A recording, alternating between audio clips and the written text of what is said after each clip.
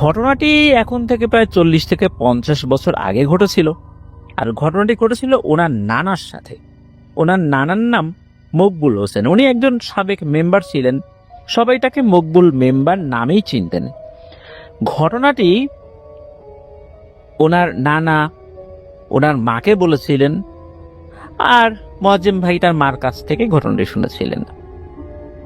ওনার নানা এখন থেকে প্রায় 50 বছর আগে কলকাতায় একটা চাকরি করতেন। কিসের কাজ করতেন সেটা অবশ্য মনে করতে পারে নাই মোয়াজ্জেম ভাই, এই জন্য উনি দুঃখ প্রকাশ করেছেন। তো ওনার নানা প্রতি মাসে একবার বাসায় আসতেন। ওনার নানি ছিলেন গৃহিণী, সংসারের কাজ তো করতেন, এছাড়া নানাদের যেই ক্ষেতগুলো ছিল, ওই বাড়ির আশেপাশের ক্ষেত যেগুলো ছিল সেখানে টুকটাক শাকসবজি চাষ করতেন। এটা করে উনি বেশ আনন্দই পেতেন। আর এখন থেকে আরো 50 বছর আগে এত গাড়ি ঘোড়া তো চলতো না, অনেকটা পথ মানুষ কিন্তু হেঁটে বেড়াতো।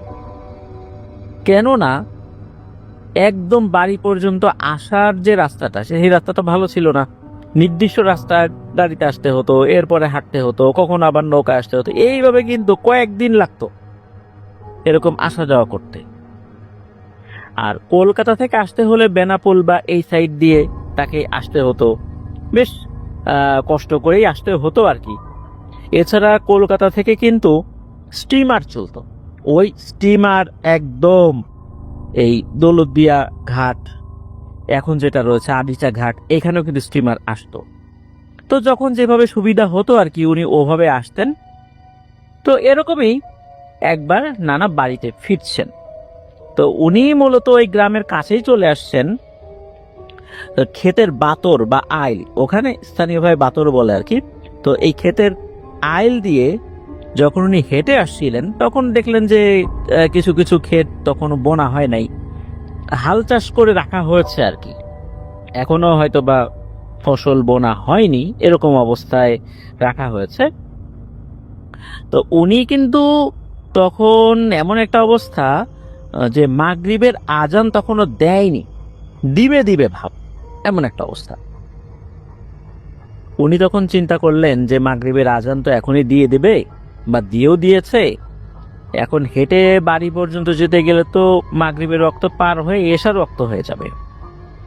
উনি যেহেতু 5 ওয়াক্ত নামাজ পড়তেন, প্র্যাকটিসিং মুসলিম ছিলেন একজন, তো উনি সবসময় একটা মুসল্লা বা জায়নামাজ রাখতেন কাছে, বা বড় একটা চাদর রাখতেন, ওটাকে উনি জায়নামাজ বা মুসল্লা হিসেবে ব্যবহার করতেন।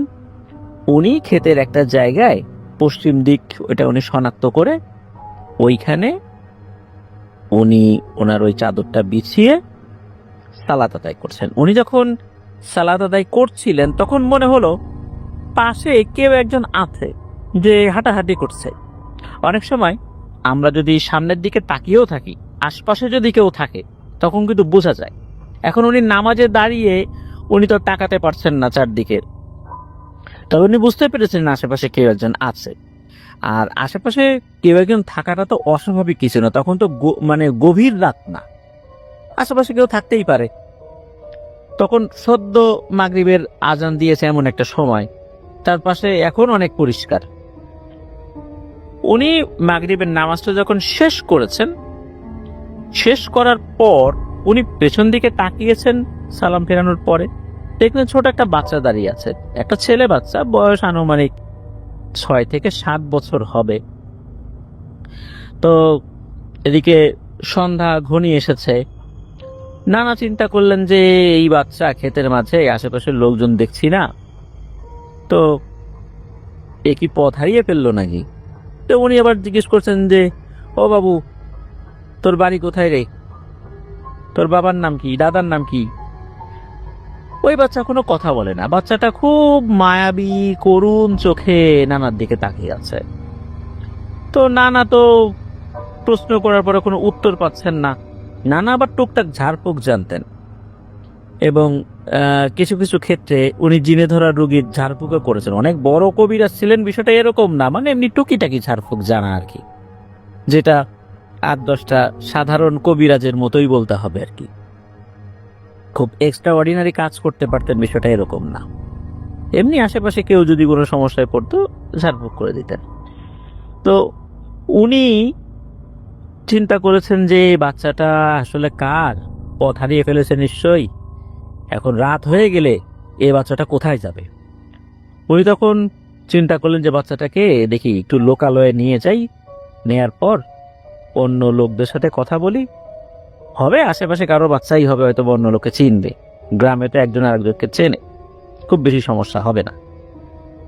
তখন ওই বাচ্চাটাকে আবার জিজ্ঞেস করছেন যে ও বাবু, তুই কি কোনো বিপদে পড়ছিস নাকি? তখন বাচ্চাটা মাথা নাড়িয়ে হ্যাঁ জানায় যে হ্যাঁ, সে বিপদে পড়ছে।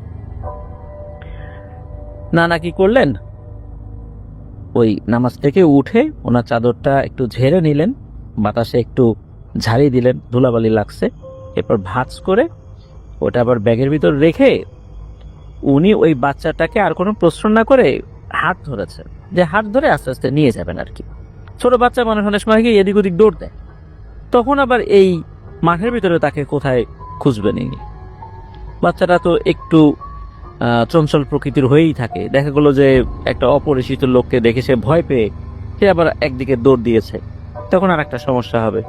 ওই চিন্তা করে উনি হাত ধরেছেন যে হাত ধরে উনি নিয়ে যাবেন। তো বাচ্চাটা যখন হাত ধরেছেন, হাত ধরার পর উনি এগিয়ে যাচ্ছেন আর প্রশ্ন করছেন বিভিন্ন প্রশ্ন, তো বাচ্চাটা কোনো কথা বলে না।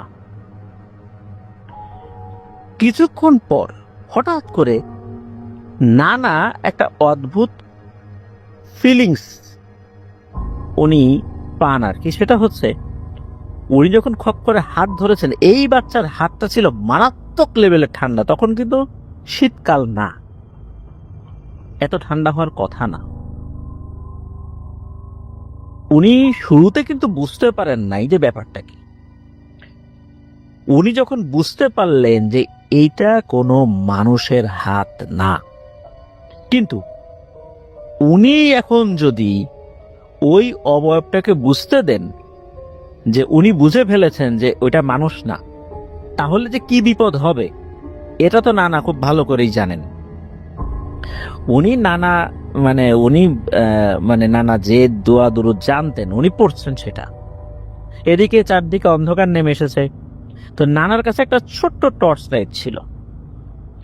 ওই সময় প্রেক্ষাপটে যে টর্চ লাইট গুলো পাওয়া যেত, আলো খুব বেশি হতো না, তখন নানা কি করেছেন, ওই টর্চ লাইটটা জ্বালিয়েছেন সামনে দেখার জন্য আর কি।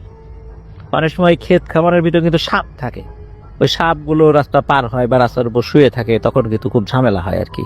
যদি সাপের উপর পা পড়ে তখন তো কামড় দিয়ে উঠবে। তো উনি তো লাইট যখনই জ্বালিয়েছেন তখন প্রথমবারের মতো ওই বাচ্চাটা কথা বলে ওঠে। সে বলে ওঠে, এই লাইট বন্ধ করেন, মানে একটা হুকুম করছে আর কি। ছোট বাচ্চা যদি একটা বয়স্ক মানুষকে হুকুম করে এটা কেমন শোনা যায়, ওইরকমই শোনা যায়, এই লাইট বন্ধ করেন। যদি আবার আপনি করে বলছে, কিন্তু বেশ ধমকের সুরে আর কি। নানা কিন্তু লাইট বন্ধ করছেন না।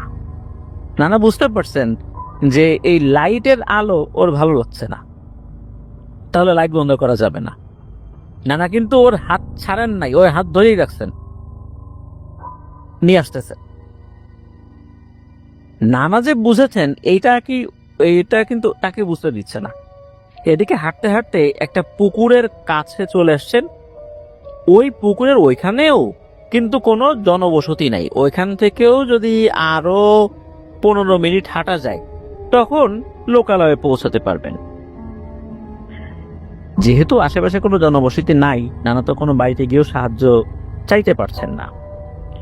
তো যখনই ওই পুকুরের কাছে আসছেন তখন মনে হয় ওনার হাতে আর কিছু নাই, মানে একটা হাত যে উনি চেপে ধরে রেখেছিলেন মনে হচ্ছে হাতটা শূন্য, উনি শুধু শুধু মুঠ পাকিয়ে আছেন আর কি।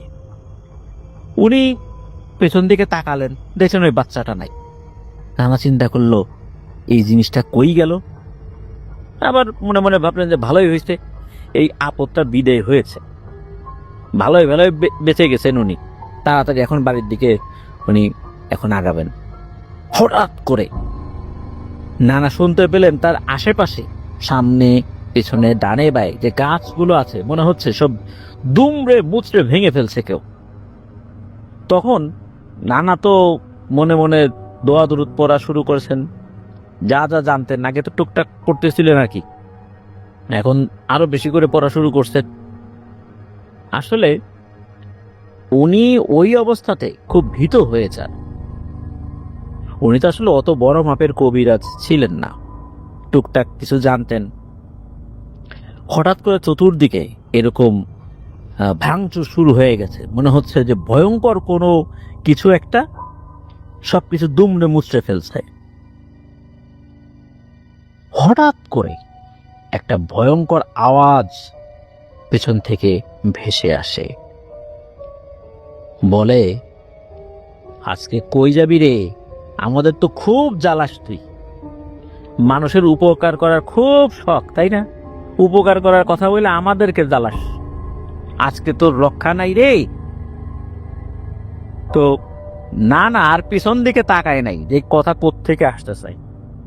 নানা দিয়েছেন এক দৌড়, লোকালয়ের দিকে এক দৌড় দিয়েছে। চিন্তা করছেন এক দৌড় দিয়ে আর কিছু করবে না, কিন্তু না, নানা যখনই দৌড় শুরু করেছেন, নানার জামার কলারটাকে যেন খপ করে ধরে ফেলেছে, আর কলার ধরে ওনাকে উঁচু করে ফেলার চেষ্টা করছে। ওই অবস্থাতেও কিন্তু নানা দৌড়াচ্ছেন। নানা এতটুকু বুঝতে পেরেছিলেন এত শক্ত হাত, হাতটা মোটেও নরম না, খুবই শক্ত হাত, তার জামার কলারটা খপ করে ধরেছেন। যখন জামার কলারটা কেউ খপ করে ধরে, তখন কিন্তু ওই হাতটা কেমন শক্ত না নরম কিছুটা কিন্তু অনুভব করা যায়। নানা কিন্তু বুঝতে পেরেছিলেন। নানা তো দাঁড়াচ্ছেন না, আর ওই জিনিসটা নানাকে উঁচু করে ফেলার চেষ্টা করছে, থামানোর চেষ্টা করছে। নানা দৌড়াচ্ছেন, আর কলারও এটা ছাড়ে না। মনে হচ্ছে ওই জিনিসটাও শূন্যে ভাসতে ভাসতে তার পিছন পিছন আসছে। আর নানা তো একটা পর্যায়ে দোয়া দুরুদ পড়া বন্ধ করে দিয়ে চিৎকার চেঁচামেচি শুরু করছে, এ কে কোথায় আসো রে, আমারে ধরো, আমারে মেরে ফেললো।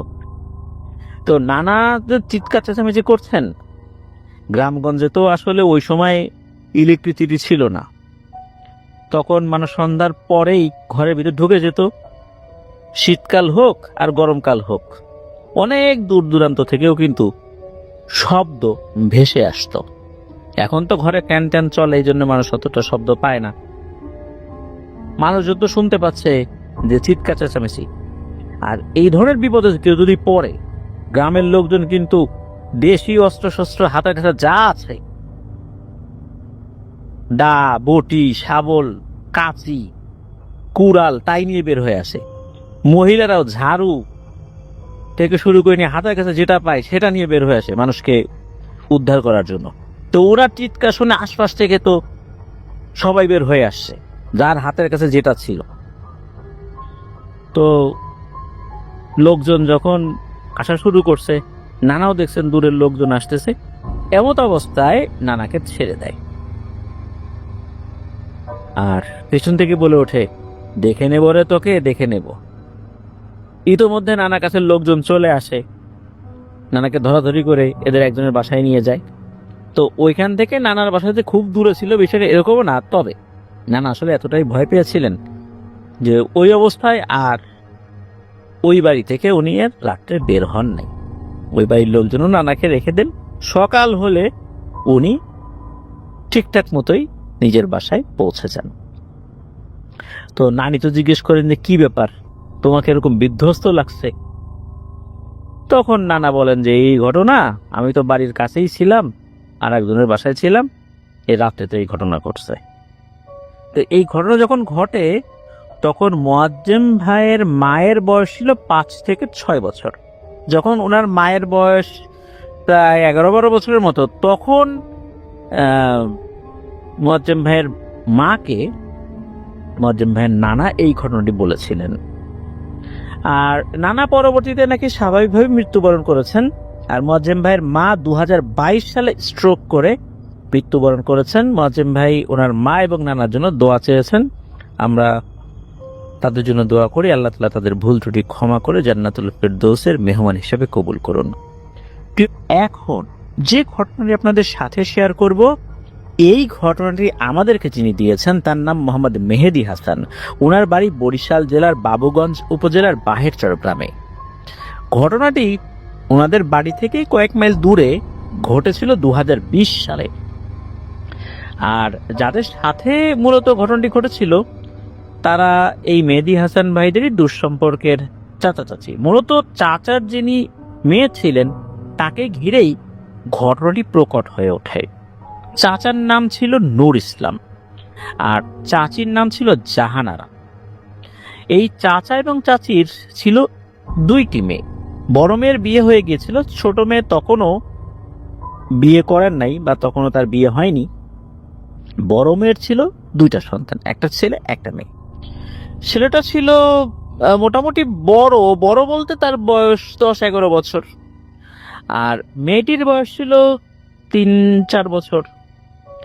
এই যে নূর ইসলাম চাচা, এই নূর ইসলাম চাচার বড় মেয়ের যে শ্বশুর বাড়ি ছিল তার আশেপাশে কিন্তু প্রচুর পরিমাণে সনাতন ধর্মাবলম্বীদের বাড়িঘর ছিল। সন্ধ্যা হলেই যখন হিন্দু সম্প্রদায়ের লোকেরা পূজা অর্চনা করতেন তখন তারা শঙ্খ বাজাতেন, অনেক শব্দ হতো। আবার ওনারাও মাগরিবের নামাজ আদায় করতেন। সাধারণত ওই সময়ে বাড়ির মহিলারা, সেটা হিন্দু বাড়ি হোক আর মুসলিম বাড়িরই হোক, তারা কিন্তু ওই সময়টাতে ঘরের ভিতরে চলে যেতেন। সন্ধ্যাবেলায় কিন্তু ঘরে থাকার একটা রেওয়াজ রয়েছে গ্রাম অঞ্চলে, তো ওনারা সেটাই করতেন। একদম সন্ধ্যার সময় আসলে ওই উঠানে বা বাড়ির আশেপাশে মহিলারা খুব কম বের হতেন। তো একদিন হয় কি, ওই রকম মাগরিবের সময় তখনও কিন্তু ওই ওনার বাড়ির আশেপাশে শঙ্খ বাজছিল। উনি কি কারণে যেন ঘর থেকে বাইরে বের হয়ে আসছেন।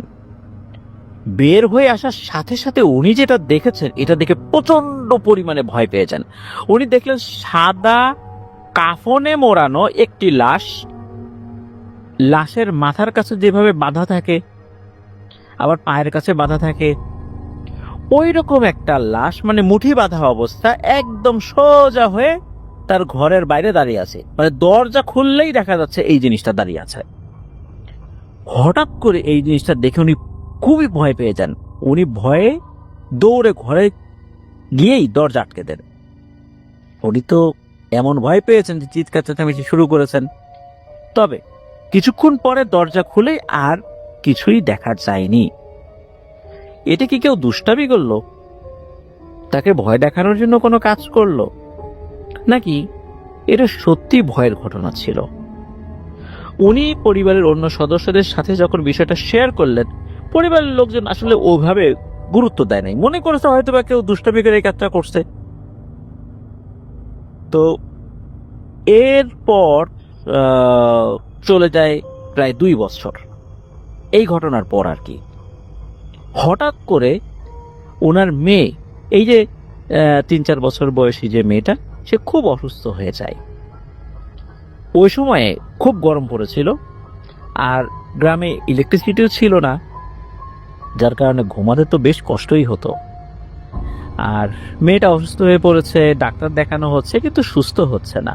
আস্তে আস্তে সে আরো অসুস্থ হয়ে পড়ছিল। হঠাৎ করে একদিন সকালবেলা মেয়েটার মা ঘুম থেকে উঠে দেখে তার সেই বাচ্চাটা মারা গেছে।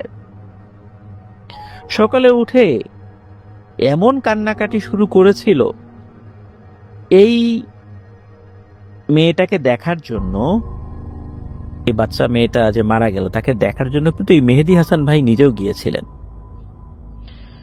ছোট্ট বাচ্চা মেয়েটার জানাজার নামাজও উনি পড়েছিলেন। জানা গেল যে এই মেয়েটা নাকি ঠান্ডায় নাক বন্ধ হয়ে, নিঃশ্বাস বন্ধ হয়ে মারা গেছে। কিন্তু এটা কিভাবে সম্ভব? তখন তো গরম পড়েছিল, ঠান্ডা লাগলো কিভাবে?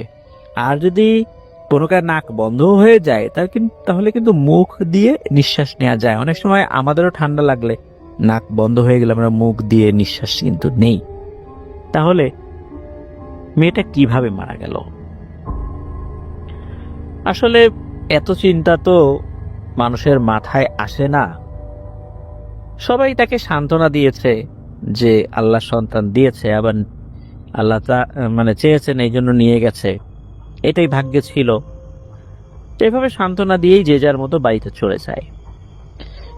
বাচ্চা মেয়েটাকে যেখানে কবর দেওয়া হয়েছিল সেই কবরস্থানটা ওই বাসারই কয়েক মাইল দূরে একটি পারিবারিক কবরস্থান ছিল, তাদেরই সেখানে দেওয়া হয়েছিল।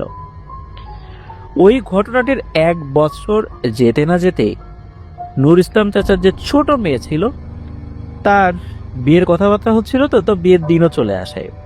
তো বিয়ের দিন যখন বড়দের বাসায় দাওয়াত তারা খেতে যাবে, ওই দিন ওই বাসার সবাই আর কি, বিশেষ করে ওই যে একে অন্যের বাড়িতে যায় না ওইটা আর কি। তো সাধারণত এই ধরনের বিয়ের অনুষ্ঠানগুলোতে কি হয় যে যারা নারী সদস্যরা আছে, মেয়েরা আছে, তারা একটু বেশি সাজুগুজু করতে ব্যস্ত হয়ে পড়ে। এরকম ব্যস্ত হয়ে পড়েছে সবাই বাড়ির যারা নারী সদস্য, তারা আসলে এরকম একজন আরেকজনকে সাজুগুজু করিয়ে দিচ্ছে। এর ভিতর হয় কি, ওই যে 10 বছরের ছেলেটা যার কথা বলেছিলাম আমরা, 10-11 বছর বয়স, ওই ছেলেটা বাড়ির পাশে একটা পুকুর ছিল, সে ওইখানে খেলছিল। তো খেলতে খেলতে পুকুরের কাছে চলে গেছে। সে কিন্তু ভালো সাঁতার জানতো, গ্রামের বাচ্চা তো, একদম ছোটবেলা থেকে 5-6 বছর বয়সেই কিন্তু সে সাঁতারে খুব পটু। এই জন্য এটা নিয়ে কারো আসলে ওইভাবে মাথা ব্যথা ছিল না। তো হঠাৎ করে নাকি তাকে খুঁজে পাওয়া যাচ্ছে না। যখন বাসার থেকে লোকজন বের হয়ে অন্য বাড়িতে যাবে, তখন তো তাকেও খুঁজছে, কিন্তু তাকে পাওয়া যাচ্ছে না। খুঁজতে খুঁজতে সবাই পুকুরের পাশে চলে যায়। অনেকেই বলে যে ওকে তো পুকুরের কাছেই দেখছিলাম, এখন কোথায় গেল?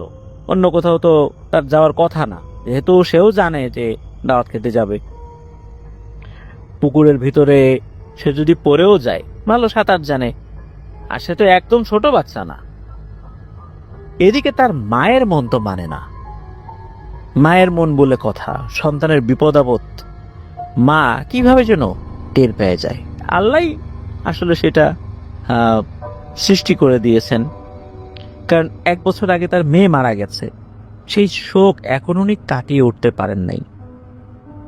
যখনই তার ছেলেকে পাওয়া যাচ্ছে না, হঠাৎ করে তার বুকের মধ্যে কেমন যেন একটা মোচড় দিয়ে ওঠে। একটা অশনি সংকেত মনে হচ্ছে উনি পাচ্ছেন।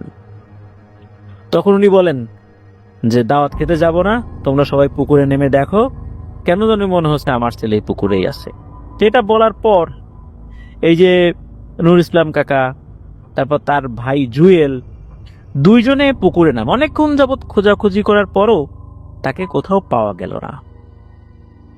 এখন এই যে আপু, মানে যার সন্তান, তার নাম হলো নাজনীন। তো এই নাজনীন আপু, উনি কি মনে করে বলেন, ডাক্তার দেখো তো পুকুরের এই সাইডে দেখো তো, এদিকে তো খোঁজো না, এই সাইডে দেখো তো এখানে আছে কিনা। তখন নূর ইসলাম কাকা উনি ডুব দিয়েছেন। সাথে সাথে ওনার হাতে বেঁধে যায় ওই ছেলেটির লাশ। উনি সেটাকে টেনে তোলেন। লাশটি দেখে সবাই ভয় পেয়ে যায়। বাচ্চাটার চোখ এমন ভাবে উপড়ে ফেলা হয়েছে যে কেউ দেখলে ভয় পাবে। মনে হচ্ছে কেউ খুঁচিয়ে খুঁচিয়ে বাচ্চাটার চোখ তুলে ফেলেছে। ছোট মেয়েটা মারা যেতে না যেতেই বড় ছেলেটার এই অবস্থা। এটা যখন ঘটে তখন তো ওই পরিবারে আর বিয়ের আনন্দ একদম উল্টোটা হয়ে যায়। একটা মৃত বাড়ি, শোকের আবহ ছড়িয়ে পড়ে চতুর্দিকে, কান্নাকাটি চলছে। কিন্তু কি আর করা, যে গেছে সে তো আর ফেরত আসবে না। ওই ছেলেটাকে সেখানেই কবর দেওয়া হয় 1 বছর আগে, যেখানে তার ছোট বোনকে কবর দেওয়া হয়েছিল। আসলে ব্যাপারটা কি, কেন এমনটা হচ্ছে? উনি তো এমন কোনো কাজ করেন নাই যার ফলশ্রুতিতে এমনটা হতে পারে। মেয়েটা নাক বন্ধ হয়ে মারা গেল, ছেলেটাও পানির নিচে ডুবে নিঃশ্বাস বন্ধ হয়ে মারা গেল, আবার চোখও উপড়ে ফেলেছে। আসলে ব্যাপারটা কি? আসলে এর ভিতরে একটি ঘটনা ঘটে যায়, মানে এই ঘটনার পরে, এই ঘটনার 1 মাস পরে ওই যে নূর ইসলাম কাকা, ওনার বাসাতে একটা ঘটনা ঘটে। সেটা হলো ওনার যেই গোয়াল, ওই গোয়ালে তো বেশ কয়েকটা গরু ছিল, এর মধ্যে একটা গরু সকালবেলা মৃত অবস্থায় পাওয়া যায়, এবং এইটা স্বাভাবিকভাবে মৃত অবস্থায় ছিল না। আমরা যেভাবে কাপড় ধোয়ার পর কাপড় নিংড়ে পানি বের করি না, মনে হচ্ছে ওই গরুটাকে কেউ মুচড়ে নিংড়ে মেরে ফেলেছে। 1 ফোঁটা রক্তও কোথাও পড়ে নাই, কিন্তু এইভাবে গরুটাকে মুচড়ে মেরে ফেলা হয়েছে। এই গরুটাকে দেখার সাথে সাথে অনেক মানুষ ভয় পেয়েছিল, জারে এটা কি। তখন মূলত বেশ কয়েকজন লোক এই নুরুল ইসলাম কাকাকে বলে যে আমাদের কেন জানি মনে হচ্ছে এ কোনো মৃত্যুই স্বাভাবিক না, নিশ্চয়ই এমন একটা ঘটনা ঘটছে বা এমন কিছু হচ্ছে যার কারণে এই মৃত্যুর মিছিল শুরু হয়েছে। তুমি দ্রুত কোনো ভালো হুজুরের কাছে যাও, ঘটনাটা খুলে বলো। তখন এই নুরুল ইসলাম কাকা খুঁজতে খুঁজতে ফকির বাড়ি নামে একটি বাড়ির মসজিদের ইমামকে ডেকে আনেন। তো ওই হুজুর আসার পরে ওই ঘরের আশেপাশে একটু ঘোরাফেরা করেন। এরপর নুরুল ইসলাম কাকাকে ডাক দেন এবং বলেন যে আমার একজন লোক লাগবে, আর আপনার বাসার একদম মাঝখানে যে রুমটা এইটা আমাকে কিছুক্ষণের জন্য দেন, ওখানে অন্য কেউ যেন না যায়। তো নুরুল ইসলাম কাকা পাশের বাড়ির একজন লোককে ডেকে এনে দেন। তখন হুজুর ওই লোকটিকে নিয়ে ওই রুমে গিয়ে দরজা আটকে দেন। প্রায় 1 থেকে 2 ঘন্টা থাকার পর হুজুর ওই লোকটিকে নিয়ে ঘর থেকে বের হয়ে আসেন।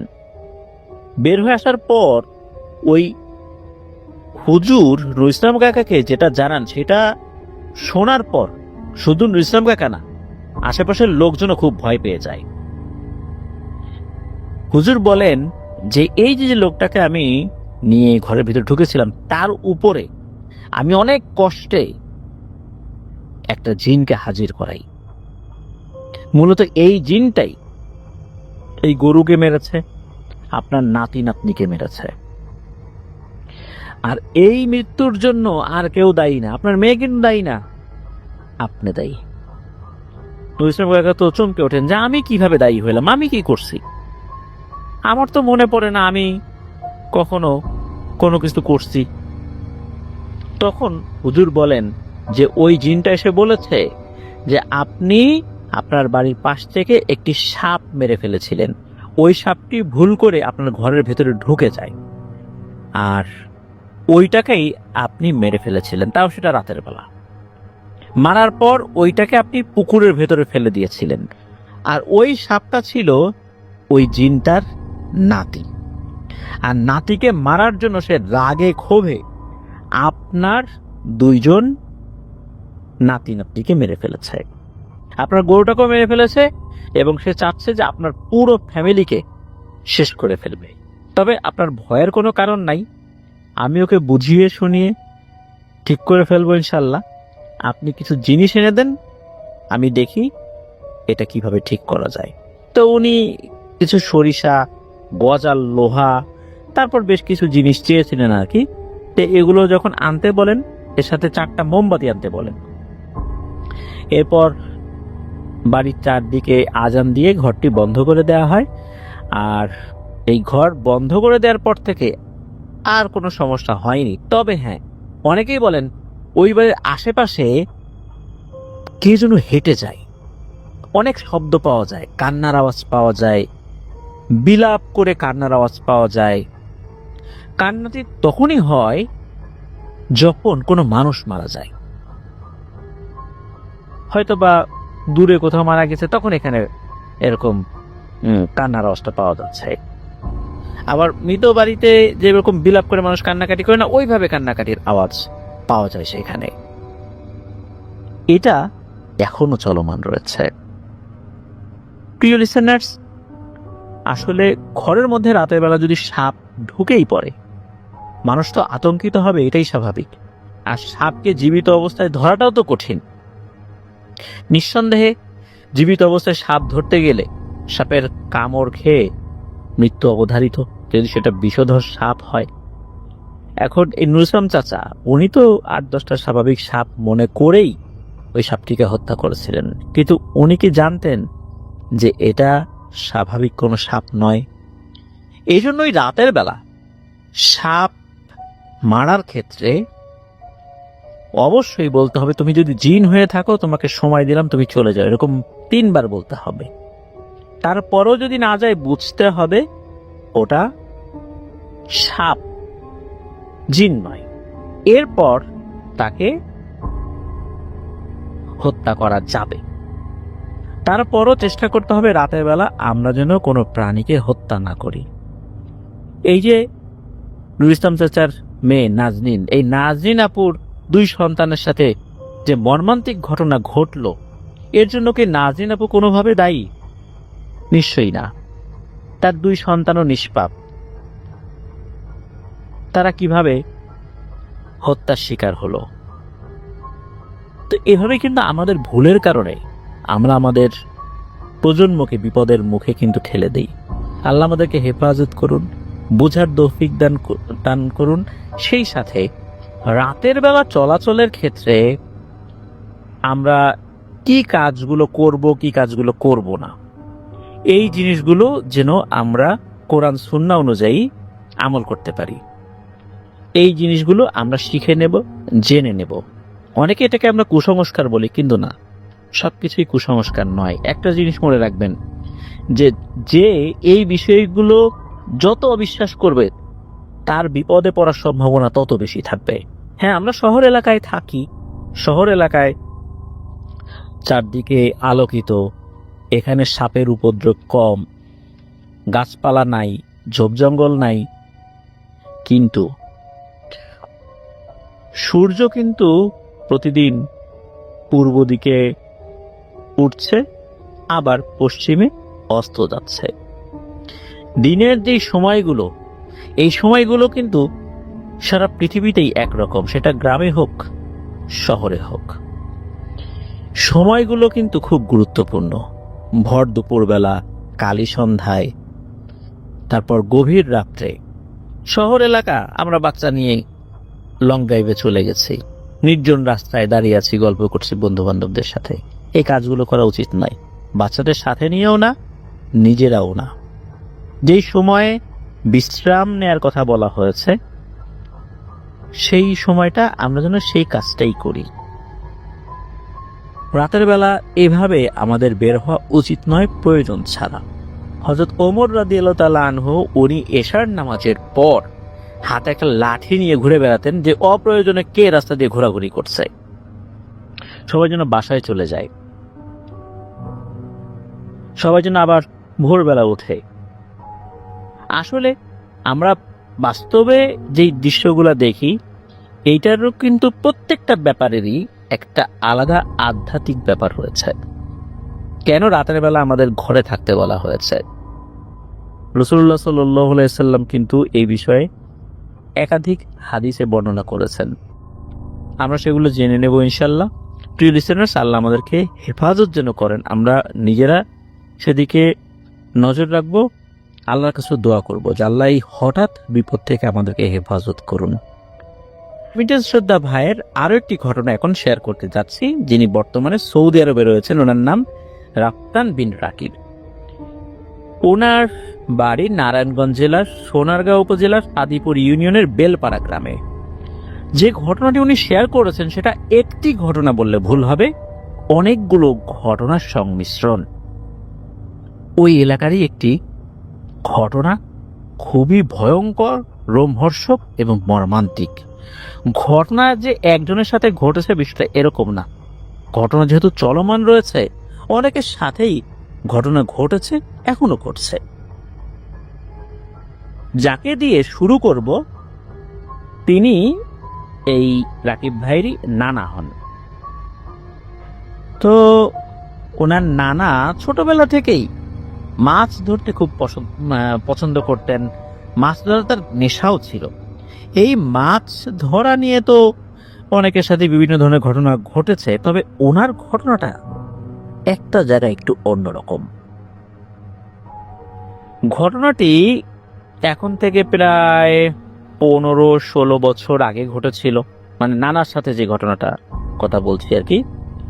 তো বরাবরের মতো নানা মাছ ধরতে গিয়েছেন, দিনের বেলাতে গিয়েছেন, কিন্তু ওনার নানা বাড়ি কিন্তু ওই গ্রামেই, অর্থাৎ বেলপাড়া গ্রামে। উনি তো মাছ ধরতে গিয়েছেন, ওই গ্রাম থেকে একটু দূরেই নদী, ব্রহ্মপুত্র নদী। তো ওনাদের নানা বাড়ি থেকে এই ব্রহ্মপুত্র নদীতে যেতে 3 থেকে 4 মিনিট সময় লাগে হেঁটে। এই নদীর উপর দিয়েই বয়ে যাওয়া খুব সুন্দর একটা ব্রিজ রয়েছে। এই ব্রিজের ঠিক পাশে নদীর সাথে ঘেঁষেই একটি কবরস্থান। তার ঠিক 2 থেকে 3 মিনিট হেঁটে গেলেই বহু পুরনো নদীর সাথে লাগোয়া একটি পরিত্যক্ত শ্মশান বা চিতাখোলা রয়েছে। শোনা যায় এই যে চিতাখোলা, এটার বরাবর নদীর ঠিক মাঝে বড় বড় কয়েকটি লঞ্চ নাকি তলিয়ে গেছে।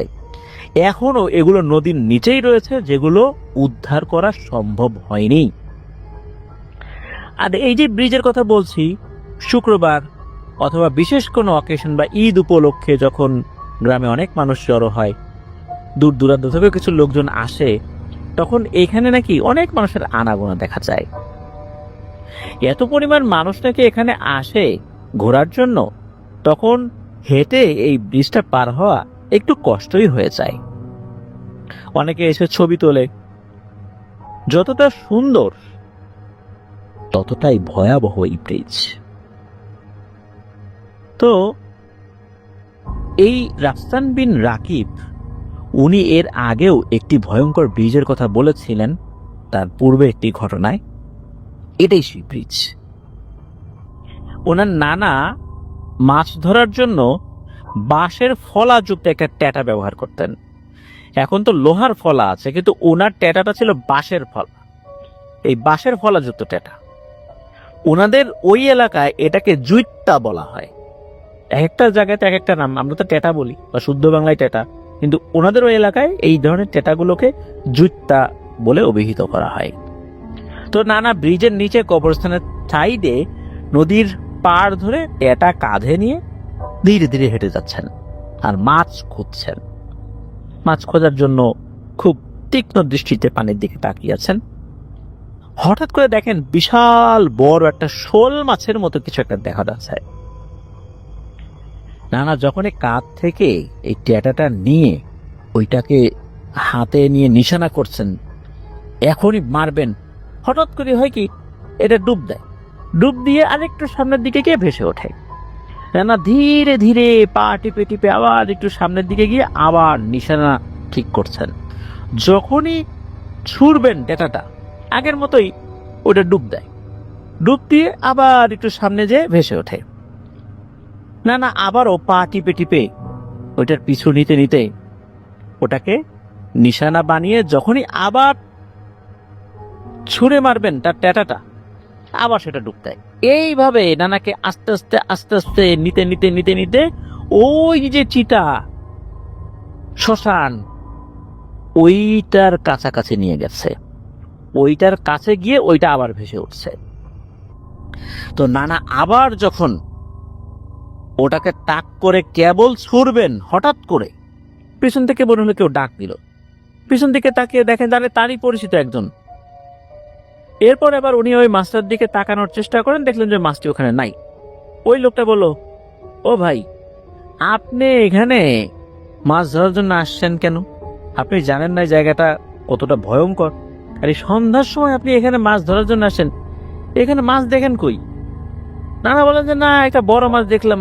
উনি বলছে, সর্বনাশ, এই আসেন আসেন আসেন, তাড়াতাড়ি বের হন এখান থেকে, খবরদার এই সময় এখানে আসেন না। তো নানা আসলে বুঝতে পারতেছেন না যে উনি এত অল্প সময়ের মধ্যে কিভাবে এতটা সময় পার করে ফেললেন। কারণ তখন মাগরিবের আজান হয়ে গেছে বা হচ্ছে এমন একটা সময়। এতক্ষণ যে এই সময়টা পার করেছেন ওনার আসলে সেই খেয়ালই ছিল না। নানা আমি তো মাত্রই আসলাম, আমি যখন আসছি তখন তো আসরের আজানও দেয়নি, আমি তো এসেই এই মাছটার পিছু নিলাম। তাহলে সর্বোচ্চ 15 মিনিট গেছে, এই সময়ের মধ্যে কিভাবে মাগরিবের সময় চলে আসলো? নানা তো আর কিছু বুঝতে পারতেছেন না। নানা তখন ওই ব্যক্তির সাথে কথা বলতে বলতে হাঁটা ধরেন, হাঁটতে হাঁটতে আবার লোকালয়ে চলে আসেন। দুইজন আরো কিছুক্ষণ গল্প গুজব করেন, সাথে আরো লোকজনও ছিল। এরপর নানা আবার বাড়িতে চলে আসেন। আর উনি বাড়িতে আসার পর শুধু মাথার ভিতরে একটা জিনিসই খেলছে, যে আমি এত অল্প সময়ে কিভাবে এতটা পথ পাড়ি দিলাম। না এগুলো ভাবতে ভাবতে রাতের খাবার খেয়ে শুয়ে পড়েছেন। চিন্তা করছেন যে ওই যে মাছটা, ওই মাছটাকে আমাকে মারতেই হবে, এত বড় একটা মাছ। পরের দিন আবার গেছেন উনি আগের জায়গায়। তবে উনি এবার ওই যে চিতাখোলার কাছাকাছি গেছেন। নানা চিন্তা হলো যে ওই মাছটা নিশ্চয়ই এদিকেই আসে। এই প্রথমবারের মতো গতকালকে খালি হাতে আমি বাসায় গেছি, কোন মাছ ধরিনি, আজকে এই মাছটাকে আমি ধরবই। তো উনি ওই মাছটাকে খুঁজছেন। অদ্ভুত ব্যাপার, উনি আবারও সেই মাছটার দেখা পেলেন। এবার উনি মাছটার পিছু নিয়েছেন। ঘটনা ঠিক ওই গতদিনের মতোই ঘটছে। যখন উনি মাছটাকে হিট করতে যাবেন তখনই মাছটা ডুব দেয়। মনে হচ্ছে মাছটা খুব চালাক। এইভাবে ওই মাছটা আবার এগিয়ে যায়। আবার আগাতে আগাতে উনি হঠাৎ করে যখন কানে মাগরিবের আজান শুনতে পান, তখন উনি দেখলেন উনি আবার সেই শ্মশানের কাছে চলে আসেন। এমনিতে শ্মশানের কাছাকাছি ছিলেন, তবে একদম শ্মশানের ভেতর দিকে চলে আসছেন উনি ওখান থেকে ফেরত আসেন। তবে ওই দিন আবার কেউ পেছন থেকে ডাক্তার দেয় নাই, উনি এমনিতে চলে আসছেন আর কি। ওই দিনের টাইমিং এর যে ব্যাপারটা, মানে সময় হিসাবটা মোটামুটি ঠিক ছিল। এমন করে উনি টানা 6 দিন ওই মাছের পিছু নিয়েছেন। প্রত্যেকটা দিন ওই মাছের পিছু নিয়ে উনি সফল হন না। ওনার ভিতরে জেদ চেপে গেছে, এই মাছটাকে আমি ধরাশায়ী করবই। 6 দিনের দিন উনি ওইভাবে পিছু নিতে নিতে ওই চিতার কাছে চলে আসছেন। তখনও মাগরিবের আজান হয়ে গেছে। ওনার ভিতরে এমন একটা জেদ চেপেছে যে এই একটা মাছের পেছনে উনি 6টা দিন পার করছেন, এটা উনি ধরবেনই। এইবার উনি চিন্তা করলেন যে মাছটা যেহেতু ডুব দেয়, উনি একটু কৌশল অবলম্বন করলেন। আর সেই কৌশলটাকে খাটিয়েই উনি যখনই ওনার এই বাঁশের ফলাযুক্ত ট্যাটাটা ছুঁড়ে মেরেছেন, ট্যাটার কিন্তু একটা অংশে সুতা লাগানো থাকে, শক্ত সুতা। ওই সুতার এক প্রান্ত ওই ট্যাটার সাথে বাঁধা থাকে, আর একটা অংশ কিন্তু যিনি ট্যাটা ছুঁড়ে মারেন তার হাতের সাথে লাগানো থাকে, যার কারণে ট্যাটাটা একদম যাতে হাতছাড়া না হয়ে যায়, ওই দড়ি ধরে বা ওই সুতা টানতে টানতে আবার ট্যাটাটাকে কাছে নিয়ে আসতে হয়। তো উনি যখন ছুঁড়ে মেরেছেন, ছুঁড়ে মারার পর বুঝতে পারছেন যে এই ট্যাটাটা ওই মাছটার গায়ে লেগেছে। যখনই গায়ে লেগেছে উনি তখন দেখলেন যে আরে এ কি শুরু হলো, আশেপাশের গাছগুলো যেন ভেঙে চুরমার হয়ে যাচ্ছে। নানা ওই সুতার ধরে টান দিয়েছেন, সুতার ধরে টানার পর ট্যাটাটা ওনার হাতের নাগালে চলে আসে। তো উনি মূলত যখন ট্যাটাটা ধরেছেন এবং ট্যাটাটা উপরে তুলেছেন, উনি দেখলেন যেটাকে উনি শোল মাছ ভেবেছেন, এটা আসলে শোল মাছ না, ওইটা বিশাল বড় এক গজার মাছ। না তখন মনে কেমন যেন একটু সন্দেহ হলো। নানা মনে মনে দোয়া পড়ে শরীরে ফু দিয়ে ওই মাছটা টেনে উপরে তুলে বাসার দিকে নিয়ে আসা শুরু করলেন।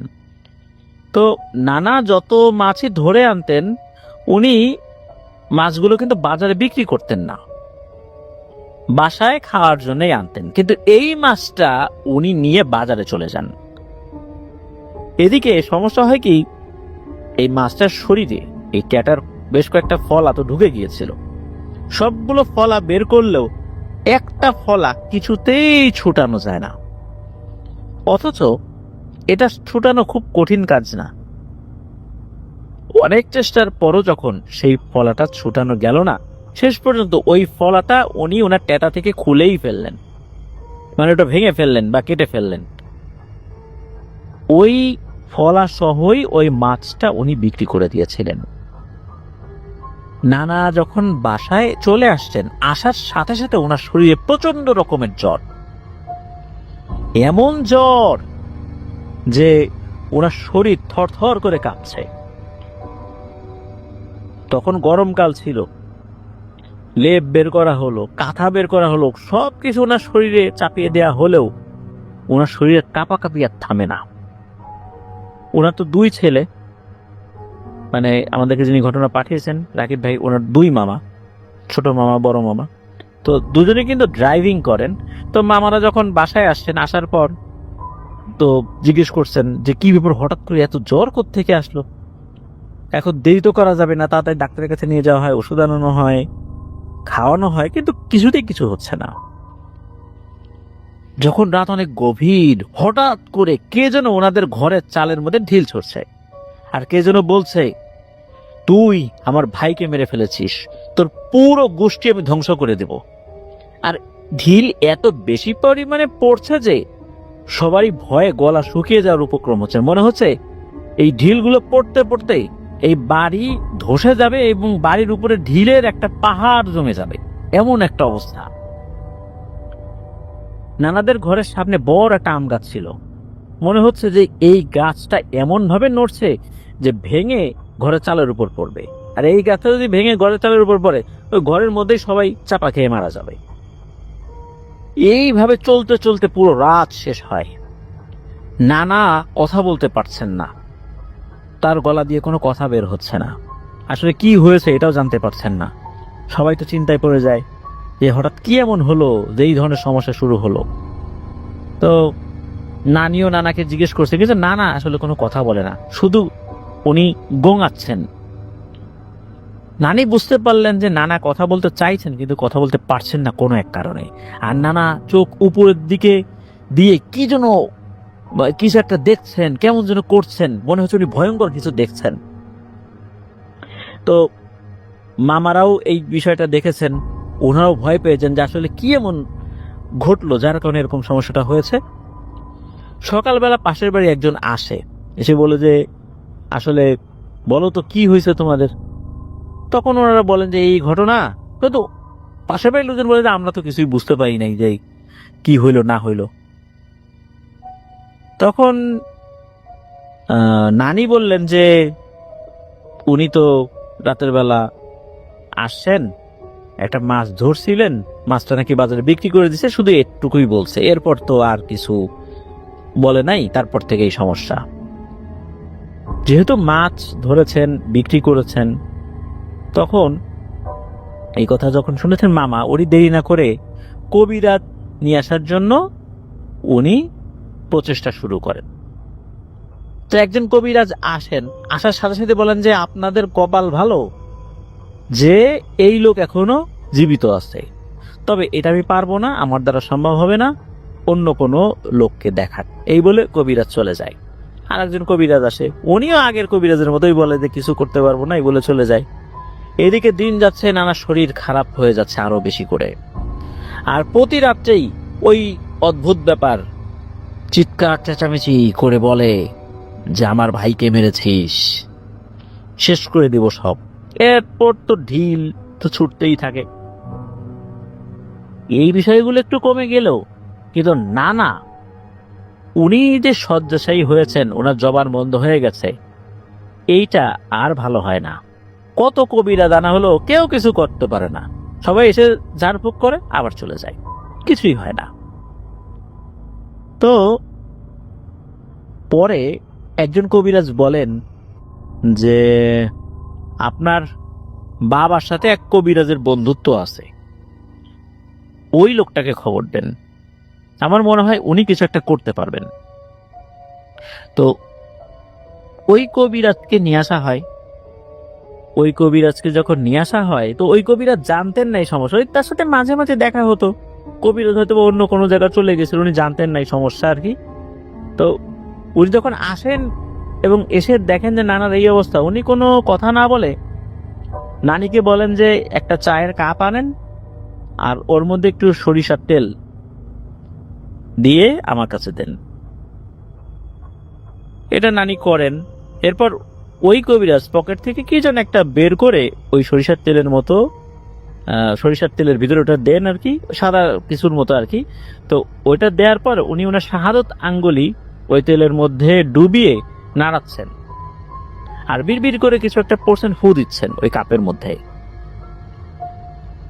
হঠাৎ করেই হলো কি, ওই তেলটা একদম দুধের মতো সাদা হয়ে গেল, ফেনা উঠতে লাগলো, মনে হচ্ছে উপচে পড়ছে। যখন এরকমটা শুরু হয়েছে আর উনি ফু দিচ্ছেন ওই কবিরাজ ওইটার মধ্যে, সাথে সাথে মনে হলো যে বাসার আশেপাশে ঝড় তুফান শুরু হয়ে গেছে, এখনই সব গাছপালা ভেঙে ঘরের উপর এসে পড়বে। এদিকে বাড়ির লোকজন তো ভয় পেয়ে যাচ্ছে। কবিরাজ তেলটা নানার মাথায় দেওয়ার সাথে সাথে নানা ছটপট শুরু করে দিয়েছেন। আর এই 6 মাসের ভিতরে প্রথমবারের মতো নানার মুখ দিয়ে কথা বের হলো, তবে সেই কথাটা নানার কথা না। খুবই ভয়ঙ্কর কর্কশ গলায় বলতে থাকে, এই বেটা কবিরাজ, তোর এত সাহস হলো কিভাবে আমাকে বিরক্ত করিস? তুই জানিস আমার কত ক্ষমতা? কবিরাজ তার উত্তরে বলে, হ্যাঁ আমি জানি তুই কে, আর তোর ক্ষমতা কতটুকু সেটাও আমার জানা আছে। আর তুইও খুব ভালো করে জানিস আমি কে, আর আমার সাথে কে আছে তোর জানার কথা। তুই বল, এই মানুষটাকে শুধু শুধু কেন কষ্ট দিচ্ছিস? এটা বলার সাথে সাথে ওই পিশাচটা বলে ওঠে, কি বললি তুই? শুধু শুধু? আমি শুধু শুধু কষ্ট দিচ্ছি? মনে রাখিস, আমি শুধু শুধু কারো পিছনে লাগি না। এই লোকটা জেনে শুনে আমার ভাইকে মেরেছে। শুধু মেরেই ক্ষান্ত হয় নাই, আমার ভাইকে সে বিক্রিও করে দিয়েছে। তখন আমার ভাই জীবিত ছিল। ও বুঝতে পেরেছিল এটা স্বাভাবিক কিছু না। ও যদি ওই অবস্থাতে আমার ভাইকে ছেড়ে দিত, আমরা হয়তো বা কিছু করতাম না, ছেড়ে দিতাম। কিন্তু ও বুঝতে পেরেছিল যে ও কোনো একটা জিনকে ধরেছে, আক্রমণ করেছে, ধরে ফেলেছে তাকে। এরপর ও তাকে নিয়ে বাজারে বিক্রি করে দিয়েছে। তুই বল, এটা কি শুধু শুধু? আমি তাকে শুধু শুধু ধরছি? আমি তোকে ছাড়বো না। এটা তো ইচ্ছাকৃত একটা শয়তানি। আমি তোকে ছাড়বো না, আমি ওর পুরো পরিবারকে শেষ করে দিব। তখন কবিরাজ বলে, তুই কেন? তো সর্দারও করতে পারবে না, যা তো সর্দারের কাছে যা। তো সর্দারের কাছে গিয়ে বল আমার কথা। তোর সর্দার আমাকে খুব ভালো করে চেনে। তুই এখান থেকে যাবি কিনা বল, নাকি তোর ভাইয়ের অবস্থা তোর কি করবো বল। এরপর ওই পিশাচটা কিছুটা সময় চুপ করে থাকে। আসলে ওই কবিরাজের সাথে নাকি খুব শক্তিশালী একটা জিন আছে। শোনা যায় ওই জিনটাকে দেখলেই অন্য শক্তিশালী জিনেরও নাকি ভয়ে পালিয়ে যায়। পরে ওই পিশাচটা কিছুক্ষণ চুপ থাকার পর বলল যে ঠিক আছে, আমি চলে যাব, কিন্তু আমরা যেখানে থাকি ওইখানে ওই চিতার কাছে একটা গরু আর ঠিক এমন একটা গজার মাছ দিতে হবে যেমনটা ওই মাছ ছিল। মানে হচ্ছে যে নানা যেই এরকম মাছটাকে মেরেছিল ওরকম একটা মাছ দিতে হবে। পরে কবিরাজ বলল, তুই কোনো কিছু ছাড়া যাবি কিনা বল। কিছু দিতে পারবো না। পরে ওই কবিরাজ বলতে থাকে কিছু একটা, মানে বলতে থাকে, এই ধর এটারে, ইচ্ছা মতো পিটা। মানে কাকে যে বললো উপস্থিত লোকজন কিছু টের পাচ্ছে না। তবে উপস্থিত সবাই দেখতে পেল নানা ছটফট করছে, আর বাড়ির বাইরে মনে হচ্ছে ধস্তা ধস্তির আওয়াজ হচ্ছে, চিৎকার চেঁচামেচি, ওরে বাপরে মরে গেলাম রে, মারিস না মারিস না, এরকম করে। তো এরকম শব্দ, নানা ছটফট করছে ওইদিকে। তখন কবিরাজ বলে, যাবি কিনা বল। তখন ওই পিশাচটা বলে ওঠে যে আমার ভাইকে মারলো এইভাবে জেনে শুনে, এখন আমি যদি এইভাবে চলে যাই, তুই বল, আমাদের সমাজের নিয়ম কানুন তো তুই জানিস, আমি কি আমার সমাজে মুখ দেখাইতে পারবো? সবাই আমার মুখে থুতু ফেলবে। তোর বিবেচনা কি বলে আমি এইভাবে যাইতে পারি? আমার জায়গা তুই হলে তুই কি করতি? তখন কবিরাজ একটু শান্ত হয়, বলে আচ্ছা ঠিক আছে, যা, একটা গরু দেয়া তো সম্ভব না, তুই যেরকমটা মাছ চেয়েছিস ওই রকম একটা মাছ ওরা রেখে আসবে, কিন্তু তুই আর কখনো আসবি না। আর যা হবার হয়ে গেছে। আর তুই এই লোকের ট্যাটা নিয়ে গেছিস, তুই ট্যাটাটা ফেরত দিয়ে যাবি। এখানে কিন্তু একটা কথা বলে রাখা ভালো যে নানা ট্যাটাটা পাওয়া যাচ্ছিল না, তার মানে ওই ট্যাটাটা নাকি ওই জিনটা নিয়ে গিয়েছিল, কোন একটা কিছু করবে বা কোন একটা উদ্দেশ্য ছিল হয়তো বা। তো ওই পিশাচটা বলে ঠিক আছে, আমি ওটা দিয়ে যাব। এরপর কি হয় যে ওই পিশাচটা চলে যায়, কিছুক্ষণ পর বাইরে একটা খট করে শব্দ হয়। তো একজন বাইরে গিয়ে দেখে, ওই মামার দুইজন মামার মধ্যে একজন বাইরে গিয়ে দেখে ওই যে ট্যাটাটা বাইরে পড়ে আছে, ওই ট্যাটার একটা ফলা নাই, ভাঙা, ওই যে যেটা ওই মাছের সাথেই আর কি ছিল। নানার জ্ঞান ফেরত আসে। এই 6 মাসের মধ্যে সর্বপ্রথম নানা ভালোভাবে কথা বলতে পারে। 6 মাস তার জবান বন্ধ হয়েছিল। নানা তখন পুরো বিষয়টা খুলে বলে, একদম শুরু থেকে কি হয়েছে। তো এই যে এতক্ষণ তো আমরা নানার সাথে ঘটে যাওয়া বললাম, এবার আসি এই নদীর পাশের কবরস্থানের সাথে যে ব্রিজটা বলেছিলাম ভয়ঙ্কর ব্রিজ, এই ব্রিজ নিয়ে কিছু কথা। এই ব্রিজের পাশে একটি ঈদগাহ রয়েছে, ঈদগাহের সাইডে একটি বিশাল বট গাছও আছে। তো নানার এই ঘটনার 1 বছর পরের ঘটনা। এই যে রাকিব ভাই, উনি একদিন বাজার থেকে বাসায় আসছেন, তখন উনি রিক্সার মধ্যে, তো রিক্সাওয়ালা বলছে যে ব্রিজের নিচে একটি বাচ্চার লাশ পাওয়া গেছে, কিন্তু বাচ্চাটা যে কার সেটা এখনো জানা যায়নি। পরে এই রাকিব ভাই উনি বাসার সামনে এসে রিক্সা থেকে না নেমে সোজা ব্রিজের ওইখানে গিয়ে নামেন। দেখলেন যে ব্রিজের সাইডে যে ঈদগাহ, ওই ঈদগাহে বট গাছের নিচে দিকে মানুষের ভিড়। তখন অবশ্য বর্ষাকাল ছিল। তিনি গিয়ে দেখেন ছোট একটা বাচ্চার মৃতদেহ পানির উপর ভেসে আসছে। কেউ বলতে পারছে না যে এত ছোট বাচ্চা, এটা কার বাচ্চা, কে এভাবে নির্মমভাবে ফেলে রেখে গেছে। পরে কিছু লোক বাচ্চাটাকে পারে ওঠানোর পর সবাই অবাক হয়ে গেল যে বাচ্চাটার পেটে এক ফোঁটা পানিও নাই, মনে হচ্ছে বাচ্চাটা এইমাত্র মারা গেছে। আর মারা গেলেও পানির ভিতরে যদি কেউ মারা যায় তাহলে তো পানি তো পেটে চলে যায়। সবাই তো অবাক। পরে খোঁজ পাওয়া গেল যে পাশের এলাকারই একজনের বাচ্চা এটা। বাচ্চাটার মা কান্না করতে করতে চলে আসে।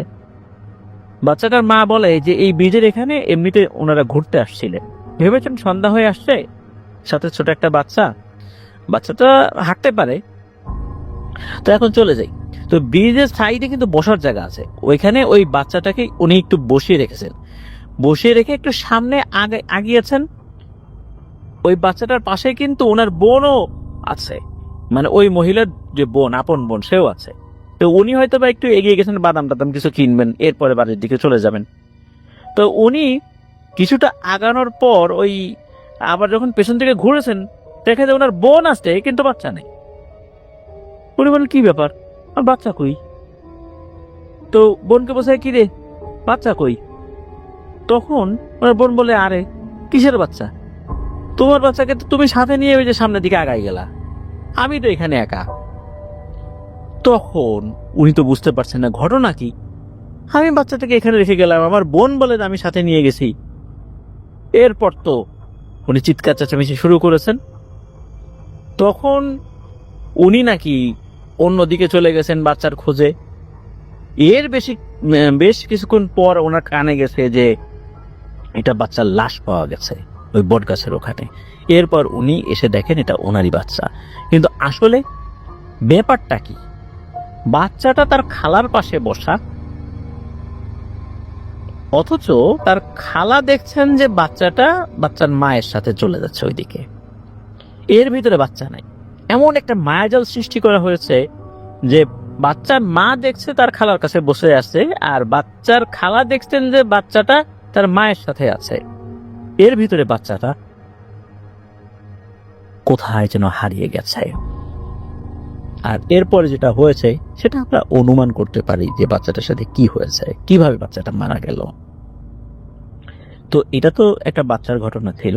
এর ঠিক 1 বছর পরে এমন এক বর্ষার সময়ে ওনাদের এই নদী দিয়ে যে কার্গোগুলো, মানে বালু বোঝাই যে কার্গোগুলো, এগুলো তো চলাচল করে। তখন নাকি হঠাৎ করে একজন চিৎকার করে ওঠে, এই পড়ে গেল, কিন্তু উপরে ওঠে না। মূলত ওই বোট চালক যিনি, উনি পড়ে গেছেন। তো বোটের বাকি সদস্যরা বোট থামিয়ে সাইড করে পানিতে নেমে অনেক খোঁজাখুঁজি করে, কিন্তু পায় না। বিকেলের দিকে ওই ব্রিজের নিচে ওনাকে পাওয়া যায়। ওনাকে যখন পানি থেকে তোলা হয় তখন দেখা গেল যে উনি ঠিক যেভাবে লুঙ্গি পরেছিলেন সেভাবেই আছে, এমনকি ওনার চুলের যে ভাঁজ ছিল ওটা ওরকমই আছে। উনি পানিতে পড়ে গেছিলেন দুপুরের সময়, অথচ এত সময় থাকার পরে শরীরে কিছুটা পরিবর্তন তো হয়, কোনো পরিবর্তন ছিল না। মনে হচ্ছে উনি মাত্রই পড়েছেন, ওনার পেটেও কোনো পানি নাই, মনে হচ্ছে উনি গোসল করেছেন। হঠাৎ করে উনি বোট থেকে কিভাবে পড়ে গেলেন? উনি যেহেতু মারা গেছেন এটা তো আসলে জানা যাবে না যে উনি কি দেখেছিলেন, কি হয়েছিল। কিন্তু ওই বোটে অন্য যারা ছিলেন তারা দেখেছিলেন যে উনি পড়ে গেছেন, বাস এতটুকুই। কি হয়েছিল এটা বলা যায় না। এরও 1 বছর পরে আরেকটি মর্মান্তিক ঘটনা ঘটে। এই রাকিব ভাইদের পাশের গ্রামে এক লোক, বয়স মোটামুটি 27-28 হবে। উনি বেশ বোকা কিসিমের, অনেকটা মানসিক রোগীর মতোই, খুব ভালো মানুষ, একদম বোকা শোকা থাকে না যাদেরকে দেখলে মানসিক রোগী মনে হয়, ওই রকম টাইপের মানুষ। খুব সহজ সরল, এতটাই সহজ সরল মানে পাগল বলে মানুষ অভিহিত করে। সবার সাথে খুব ভালো ব্যবহার করতো, কারোর সাথে তার কোনো শত্রুতা ছিল না। এই লোকটা একদিন গ্রামের মানুষের সাথে গোসল করতে গিয়েছে। বলে রাখা ভালো, ওনাদের ব্রিজের নিচে একটা রাবার ড্রাম রয়েছে। এইটা পানির সময় কিন্তু এই রাবার ড্রামে পানি রাখা হয়, আবার পানি যখন কমে যায় তখন এই রাবার ড্রাম থেকে মেশিনের সাহায্যে পানি বের করা হয়, সেচ কাজে সেই পানিটা লাগানো হয় আর কি। এভাবে কিন্তু রাবার ড্রাম গুলো ব্যবহার করা হয় আর কি। আর কৃষকরা যাতে কোনো কষ্ট ছাড়াই এই পানিগুলো ব্যবহার করতে পারে, এই জন্য কিন্তু একটা ব্যবস্থাপনা আছে। তো হয় কি, ওই সবাই যখন গোসল করছে হঠাৎ করে ওই ছেলেটাকে পাওয়া যাচ্ছে না। ওই ছেলেটার নাম হচ্ছে জামির। এখন সবাই বলছে, আরে জামির কই, জামির কই? একদম সে এখানেই তো ছিল। তো সবাই মিলে অনেক খোঁজাখুঁজি করে, পায় না। আরো লোকজন ডেকে এনে খোঁজাখুঁজি শুরু হলো। দুপুর থেকে বিকেল হয়ে যায়, কিন্তু ওই জামিরকে আর কোথাও পাওয়া যায় না। পরে একজন বলে, দেখো তো এদিকে কিছু একটা দেখা যাচ্ছে, মনে হয় এদিকে কিছু একটা আছে। পরে তাকে পাওয়া যায় রাবার ড্যামের পাশে, তার মৃতদেহ পাওয়া যায়, তুলে আনা হয়। এই লাশটার অবস্থা একই রকম ছিল, দেখে মনে হচ্ছে মাত্র মারা গেছে। তার পেটে 1 ফোঁটা পানিও নাই।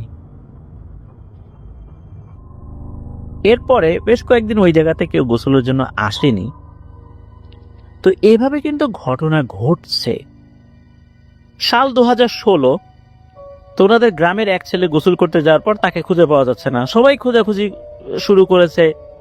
যখন পাওয়া গেল না তখন ফায়ার সার্ভিসে খবর দেওয়া হলো। ফায়ার সার্ভিস আসার পর নদীতে নেমে বহু খোঁজাখুঁজি করার পরও পাওয়া যাচ্ছে না। এক পর্যায়ে ফায়ার সার্ভিসের এক কর্মী, উনি নিচে নেমেছেন, তার কোমরে রশি বাঁধা ছিল। হঠাৎ করে রশিতে টান পড়ে, তখন তাড়াতাড়ি করে তাকে টেনে তোলা হয়। তো উনি উপরে উঠেছেন, মনে হচ্ছে যে উনি খুব ভয় পাচ্ছেন। ওনার অক্সিজেন পাইপ খুলে গেছে, তার চোখে এক অজানা ভয় দেখা যাচ্ছে। আর ওই লোকটা খুব হাঁপাচ্ছে। উনি বলতেছেন, ওরে আল্লাহ রে, ওরে আল্লাহ রে, এখানে নামা যাবে না, এই জায়গাটা ভালো না রে, আমি আর নামবো না।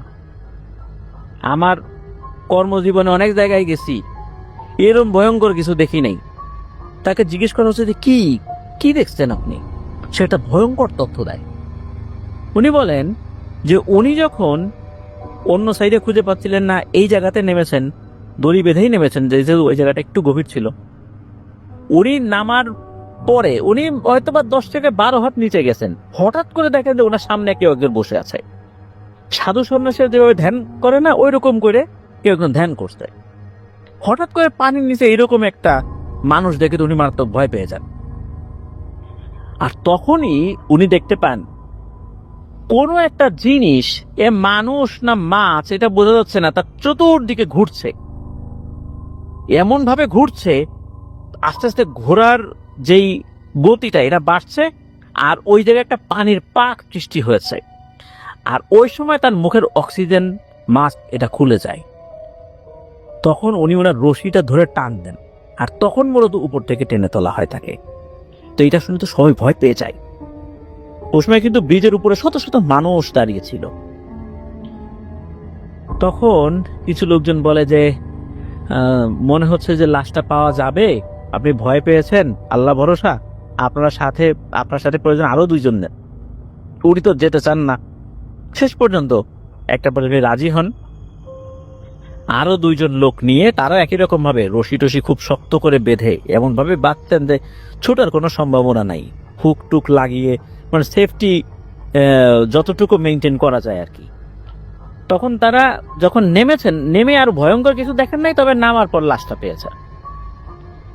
লাশটা যখন তোলা হয় দেখা গেল যে লাশটার পেটেও পানি নেই, দেখে মনে হচ্ছে মাত্র মারা গেছে। ওই লাশের পরিবারও সেখানে উপস্থিত ছিল। কান্নাকাটি শুরু হয়ে যায়, শোকের ছায়া নেমে আসে। এর কয়েক বছর পরে পাশের গ্রামের দুই ভাই, মোটামুটি বয়স ছোট, 9-10 বছর, এরা মাদ্রাসায় পড়ে, দুপুরে গোসল করতে আসছে অনেকের সাথে। হঠাৎ করে দেখে এই দুই ভাইকে কে যেন মানে এই দুইজনকে টেনে নিয়ে যাচ্ছে একসাথে। অনেক চেষ্টা করার পরে কেউ ধরতে পারেনি, বাঁচাতেও পারেনি। দুই ভাই এভাবে মারা যায়, কে যেন তাদেরকে ধরে নিয়ে যাচ্ছে। একই সাথে দুইটা ভাইকে মরতে হলো। এরপর বেশ কিছুদিন কিছু হয় নাই, 2022 সাল, রোজার ঈদের একদিন পরের কথা। তখন রাকিব ভাই সৌদিতেই তো উনি তখনও আছেন। ওই দিনও কিন্তু ব্রিজে শত শত মানুষের ভিড় আসছে, মানুষ ছবি তুলছে, চটপটি খাচ্ছে, ফুচকা খাচ্ছে, কেউ নেমে গোসল করছে। এমন সময় একজন লোক বলে ওঠে, আরে আমার ভাই কই? আমার ছোট ভাই তো এখানে বসা ছিল, ও তো আমার জামা কাপড় নিয়ে বসেছিল এখানে। মানে বড় ভাই নামছে, তার জামা কাপড় নিয়ে এসে বসেছিল, বড় ভাই গোসল করে উঠলে আবার সেই জামা কাপড় গুলো পরবে। ছোট ভাই কোথায় গেল? কোথাও খুঁজে পাওয়া যাচ্ছে না। একজন বলতে, ওকে তো মনে হইলো যে পানির দিকে নামতে দেখলাম। আর তখন বড় ভাই বলছে, ও তো নামলেও ও তো সাঁতার জানে, আর পানির দিকে নামবে কেন? আমি তো নিচেই ছিলাম, আমি তো ওকে পানির দিকে নামতে দেখিনি। একজন বলছে, না, আমি ওকে পানির দিকে নামতে দেখছি। তখনই একটা অশুভ সংকেত সকলে পেয়ে যান। শুরু হয় পানিতে নেমে খোঁজাখুঁজি, পাওয়া যায় না।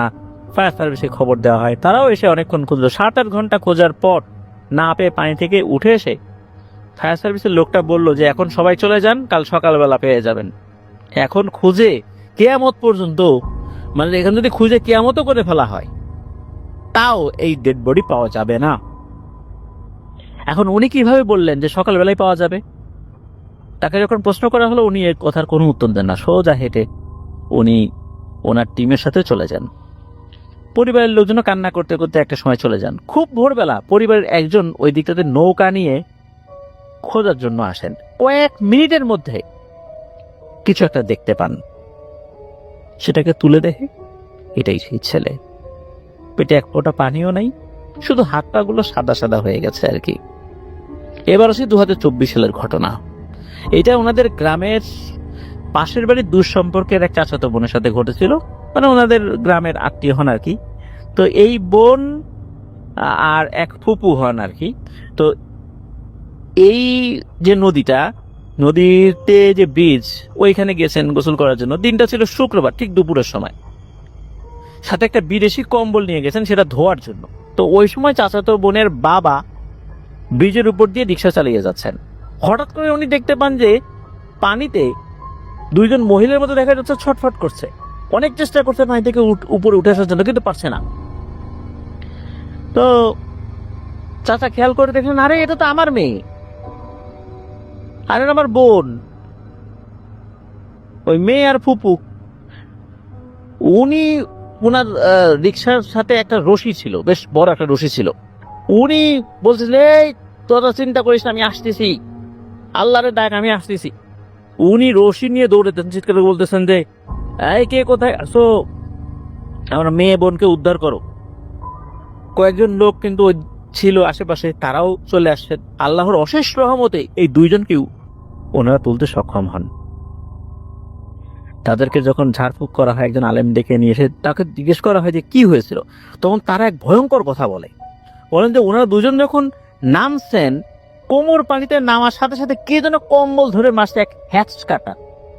এত জোরে টান মারছেন যে এই দুইজনও তো কম্বল ধরেছিল, এত এই বড় কম্বল, এগুলো কিন্তু ভিজে গেলে খুব ওয়েট হয়ে যায়, একজন কোনো মতে এটা উঁচা করতে পারে না।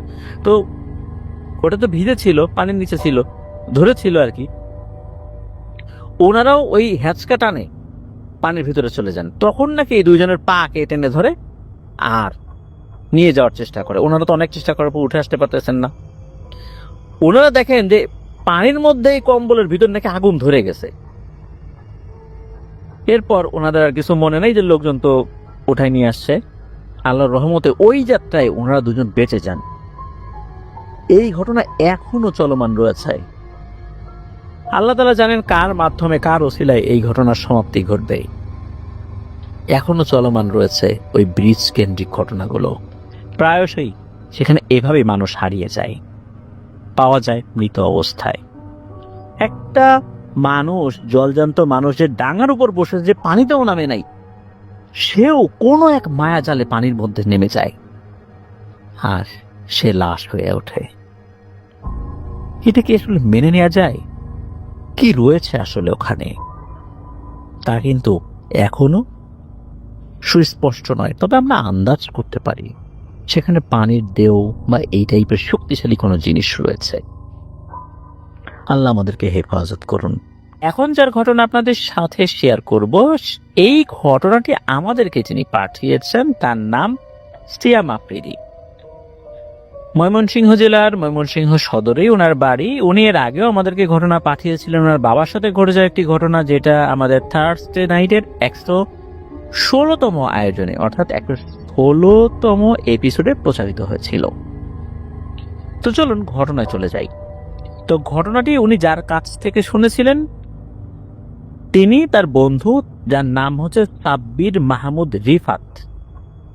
আর ঘটনাটি তার এক চাচার সাথে ঘটেছিল। তো ওই চাচার নাম হচ্ছে অলি মিয়া। উনি পেশায় একজন ট্রাক ড্রাইভার। ওনার বর্তমান বয়স 45 বছর বা তার থেকে কয়েক বছর বেশি হবে আর কি। আর ঘটনাটি ঘটেছিল 2005 সালে। তখন উনি ড্রাইভিং এতটা শেখেন নাই, তখন ট্রাকের হেল্পার ছিলেন। ওনার যিনি ওস্তাদ ছিলেন, মানে ড্রাইভার ছিলেন, তার নাম ছিল সৌরভ। সংক্ষেপে তাকে সারু কাকা বলে ডাকতেন। তো ওনার ওস্তাদ সবসময় ট্রাকে কাঁচা মালামাল আনা নেওয়া করতেন, মানে সবজি। উত্তরবঙ্গ থেকে সবজি নিয়ে আসতেন ঢাকাতে, আবার কখনো ওই টাঙ্গাইলে উনি নিয়ে যেতেন সবজি, এরকম উনি নিয়ে যেতেন আর কি। তো ঘটনাটি ঘটে তেমন একটি ট্রিপ নিয়ে যাওয়ার সময়। ময়মনসিংহের তারাকান্দা থেকে টাঙ্গাইলে যাওয়ার পথে ঘটনাটি ঘটেছিল। ওনারা ট্রাকে শসা এবং লাউ লোড করেছিলেন। তারপর তারাকান্দা থেকে টাঙ্গাইলে যাচ্ছিলেন। তারাকান্দা থেকে ওনারা সবকিছু গুছিয়ে রওনা দিতে দিতে রাত প্রায় 10টা বেজে যায়। পথ কিন্তু খুব বেশি দূরের ছিল না, এই জন্য ওনারা ওই রাত 10টা বাজছে কোনো একটা গুরুত্ব দেন নাই। ওনারা ওই মাল আনলোড করে, মানে নামিয়ে আবার তারাকান্দা থেকে মাল লোড করেও কিন্তু আবার আসবেন, এরকম একটা কথা ছিল। তবে রাস্তার অবস্থা খুব একটা ভালো ছিল না, তবে তাতে ওনাদের চলে খুব বেশি সমস্যা হচ্ছিল না।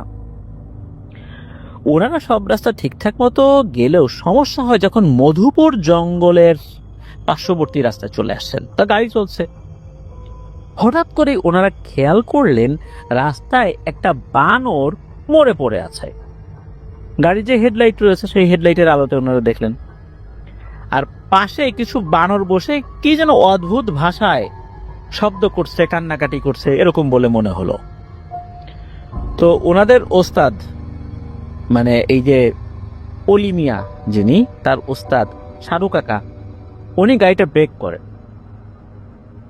বানর তো একটা সংঘবদ্ধ একটা প্রাণী বলতে হবে, কারণ একটি বানর যদি আক্রমণের শিকার হয় তাহলে ওই বানর দলের কিন্তু অন্য বানরগুলো এসে আক্রমণ করে। একটা বানর এভাবে মরে পড়ে আছে, তার ডেড বডি নিয়ে অন্য বানরগুলো ঘিরে থাকবে, কান্নাকাটি করবে, এটাই স্বাভাবিক। এখন যদি এই বানরের উপর দিয়ে গাড়ি চালিয়ে দেওয়া হয় তাহলে অন্য বানরগুলো লাফিয়ে গাড়ির পেছনে উঠে পড়তে পারে, এই বানরগুলো আবার আক্রমণ করতে পারে। কারণ বানরকে যদি এভাবে কোনো কারণ ছাড়া আক্রমণ করা হয় বা তাদেরকে খেপিয়ে তোলা হয় তাহলে ওরা কিন্তু খুব আক্রমণাত্মক এবং হিংস্র হয়ে আক্রমণ করে। এটা মোটেও উচিত নয় বানরদেরকে এভাবে উত্ত্যক্ত করা। তো এটা কিন্তু জানতেন, এই সারু কাকা কিন্তু জানতেন। চলাচলের ক্ষেত্রে মাঝে মাঝেই, বিশেষ করে কলা নিয়ে যখন আসা হয় তখন হনুমান বানরগুলো এরকম গাড়ির উপর চলে আসে, এদেরকে খুব বেশি বিরক্ত করা ঠিক হবে না। এখন একটা বানর মরে পড়ে আছে, এখন উনি কি করবেন? এখন উনি গাড়িটা ব্রেক করেন, কিন্তু গাড়ি থেকে নামার সাহস পাচ্ছেন না। উনি চিন্তা করলেন যে কিছুক্ষণ থাকি, দেখি আরো পিছন থেকে আরো অনেক গাড়ি আসবে, সামনে পিছন থেকে, এগুলো হয়তো বা এই ডেড বডিটা নিয়ে জঙ্গলের ভিতরে চলে যাবে। এদিকে এই যে অলি মিয়া যিনি, উনি কয়েকবার এই শাহরুখ কাকাকে বললেন যে ওস্তাদ আমি নামি, নেমে লাঠিটা নিয়ে বানরগুলোকে তাড়াই দেই, তারপরে এই বানরের যে লাশটা আছে এইটা রাস্তার পাশে রেখে তারপর আমরা গাড়ি চালাই যাই। কিন্তু শাহরুখ কাকা বলছেন যে তুই বেশি বুঝিস না, এই রাস্তায় কিন্তু চলাচলের অভিজ্ঞতা তোর থেকে আমার বেশি, এই জন্য চুপ করে বসে থাক। আসলে ওই রাস্তায় গাড়ির আনাগোনা খুব একটা ছিল না, ডাকাতেরও ভয় ছিল, এখন কতক্ষণ ওনারা এভাবে বসে থাকবেন। ভূতের ভয় না থাকলেও ডাকাতির ভয় কিন্তু ছিল খুব মারাত্মক। আর একে তো জঙ্গলের মাঝামাঝি রাস্তা, আশেপাশে কয়েক মাইলের মধ্যে কোনো জনবসতি নাই। এরপরে একটা সময় এই শাহরুখ কাকা যিনি মানে ওস্তাদ, ওনার মুখেও একটা চিন্তার ভাব দেখা যায়। এই সুযোগে এই অলি মিয়া বললেন, ওস্তাদ আর নিষেধ করেন না, লাঠিটা নিয়ে নামি, এগুলোকে নেমে ইচ্ছা মতো পিটাই, সাইজ করে দিই, দেখবে যে এমনি সাইড হয়ে সরে চলে গেছে। এবার আর ওস্তাদ শাহরুখ কাকা কিছু বললেন না, উনি ওনার সিটের পিছনে থাকা একটা লম্বা লাঠি ছিল, এই লাঠিটা নিয়ে বের হইছেন। বের যখন হইছেন উনি দেখেন আরে কি, গাড়ির মধ্যে বসে দেখলাম স্বাভাবিক সাইজের বানর, কিন্তু এগুলা কি? দেখেন যে এই বানরগুলো স্বাভাবিক সাইজের না, উনি গাড়ির ভিতরে বসে যে বানরের সাইজ দেখছিলেন, এই বানরগুলো আসলে এখন অনেক বড় বড় সাইজের দেখা যাচ্ছে। আর হেডলাইটের আলো যখন বানরের চোখের উপর পড়েছে, চোখগুলো মনে হচ্ছে একদম সবুজ। আর সবুজ যে শুধু না তা না, সবুজ আলো বের হচ্ছে, মনে হচ্ছে তার আলো বের হয়ে সামনে কিছুটা আলোকিত হয়ে যাচ্ছে। এইটা দেখার সাথে সাথে এই অলি মিয়া তো পাইছেন ভয়, যে এরে এটা তো কোনো স্বাভাবিক বানর না রে, এ কি ধরনের বানর? আমি দেখলাম এক সাইজ, এখন দেখি আর এক সাইজের বানর। তখন হয় কি, হঠাৎ করে জঙ্গলের ভিতর থেকে একটা আওয়াজ আসে এবং ডাকছে, এই খবরদার খবরদার, ওদের গায়ে হাত দিবি না, খবরদার।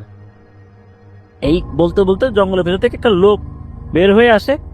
তবে ওই লোকটা আসলে যে খুব অস্বাভাবিক চেহারা ছিলেন ওরকম না, ওই লোকটার হাতে একটা বড় বাঁশি ছিল এবং আর এক হাতে একটা হারিকেন ছিল। ওই লোকটা এসে এই অলি মিয়াকে ধমক দিয়ে বলেন, এই বেটা তো সাহস তো কম না রে, তুই জানিস এগুলা কারা? আমি এখন এখানে না আসলে তোর কি হাল হয়তো তুই বুঝতে পারছিস? তুই তোর ওস্তাদ সহ কোথায় যে হারাই যেতি তার কোনো হদিসই পাইতো না কেউ, তোদের লাশ তো দূরের কথা, তার হারও 50 বছর পরে কেউ খুঁজে পাইতো না। খবরদার যা, দৌড় দে, যা গাড়িতে ওঠ, এখানে যা যা ঘটুক গাড়ি থেকে নামবি না, যা। বানরগুলা যদি এখান থেকে সরে যায় তখনই শুধু গাড়ি টেনে সামনে যাবি। এই কথা শোনার সাথে সাথে এই অলি মিয়া উনি তো লাঠিটা নিয়ে দৌড়ে আবার গাড়ির ভিতর ঢুকে এই ট্রাকের যে সাইডের যে জানালার কাঁচ থাকে সে কাঁচও উঠাই দিছে। এরপর দেখছেন যে কি হয়।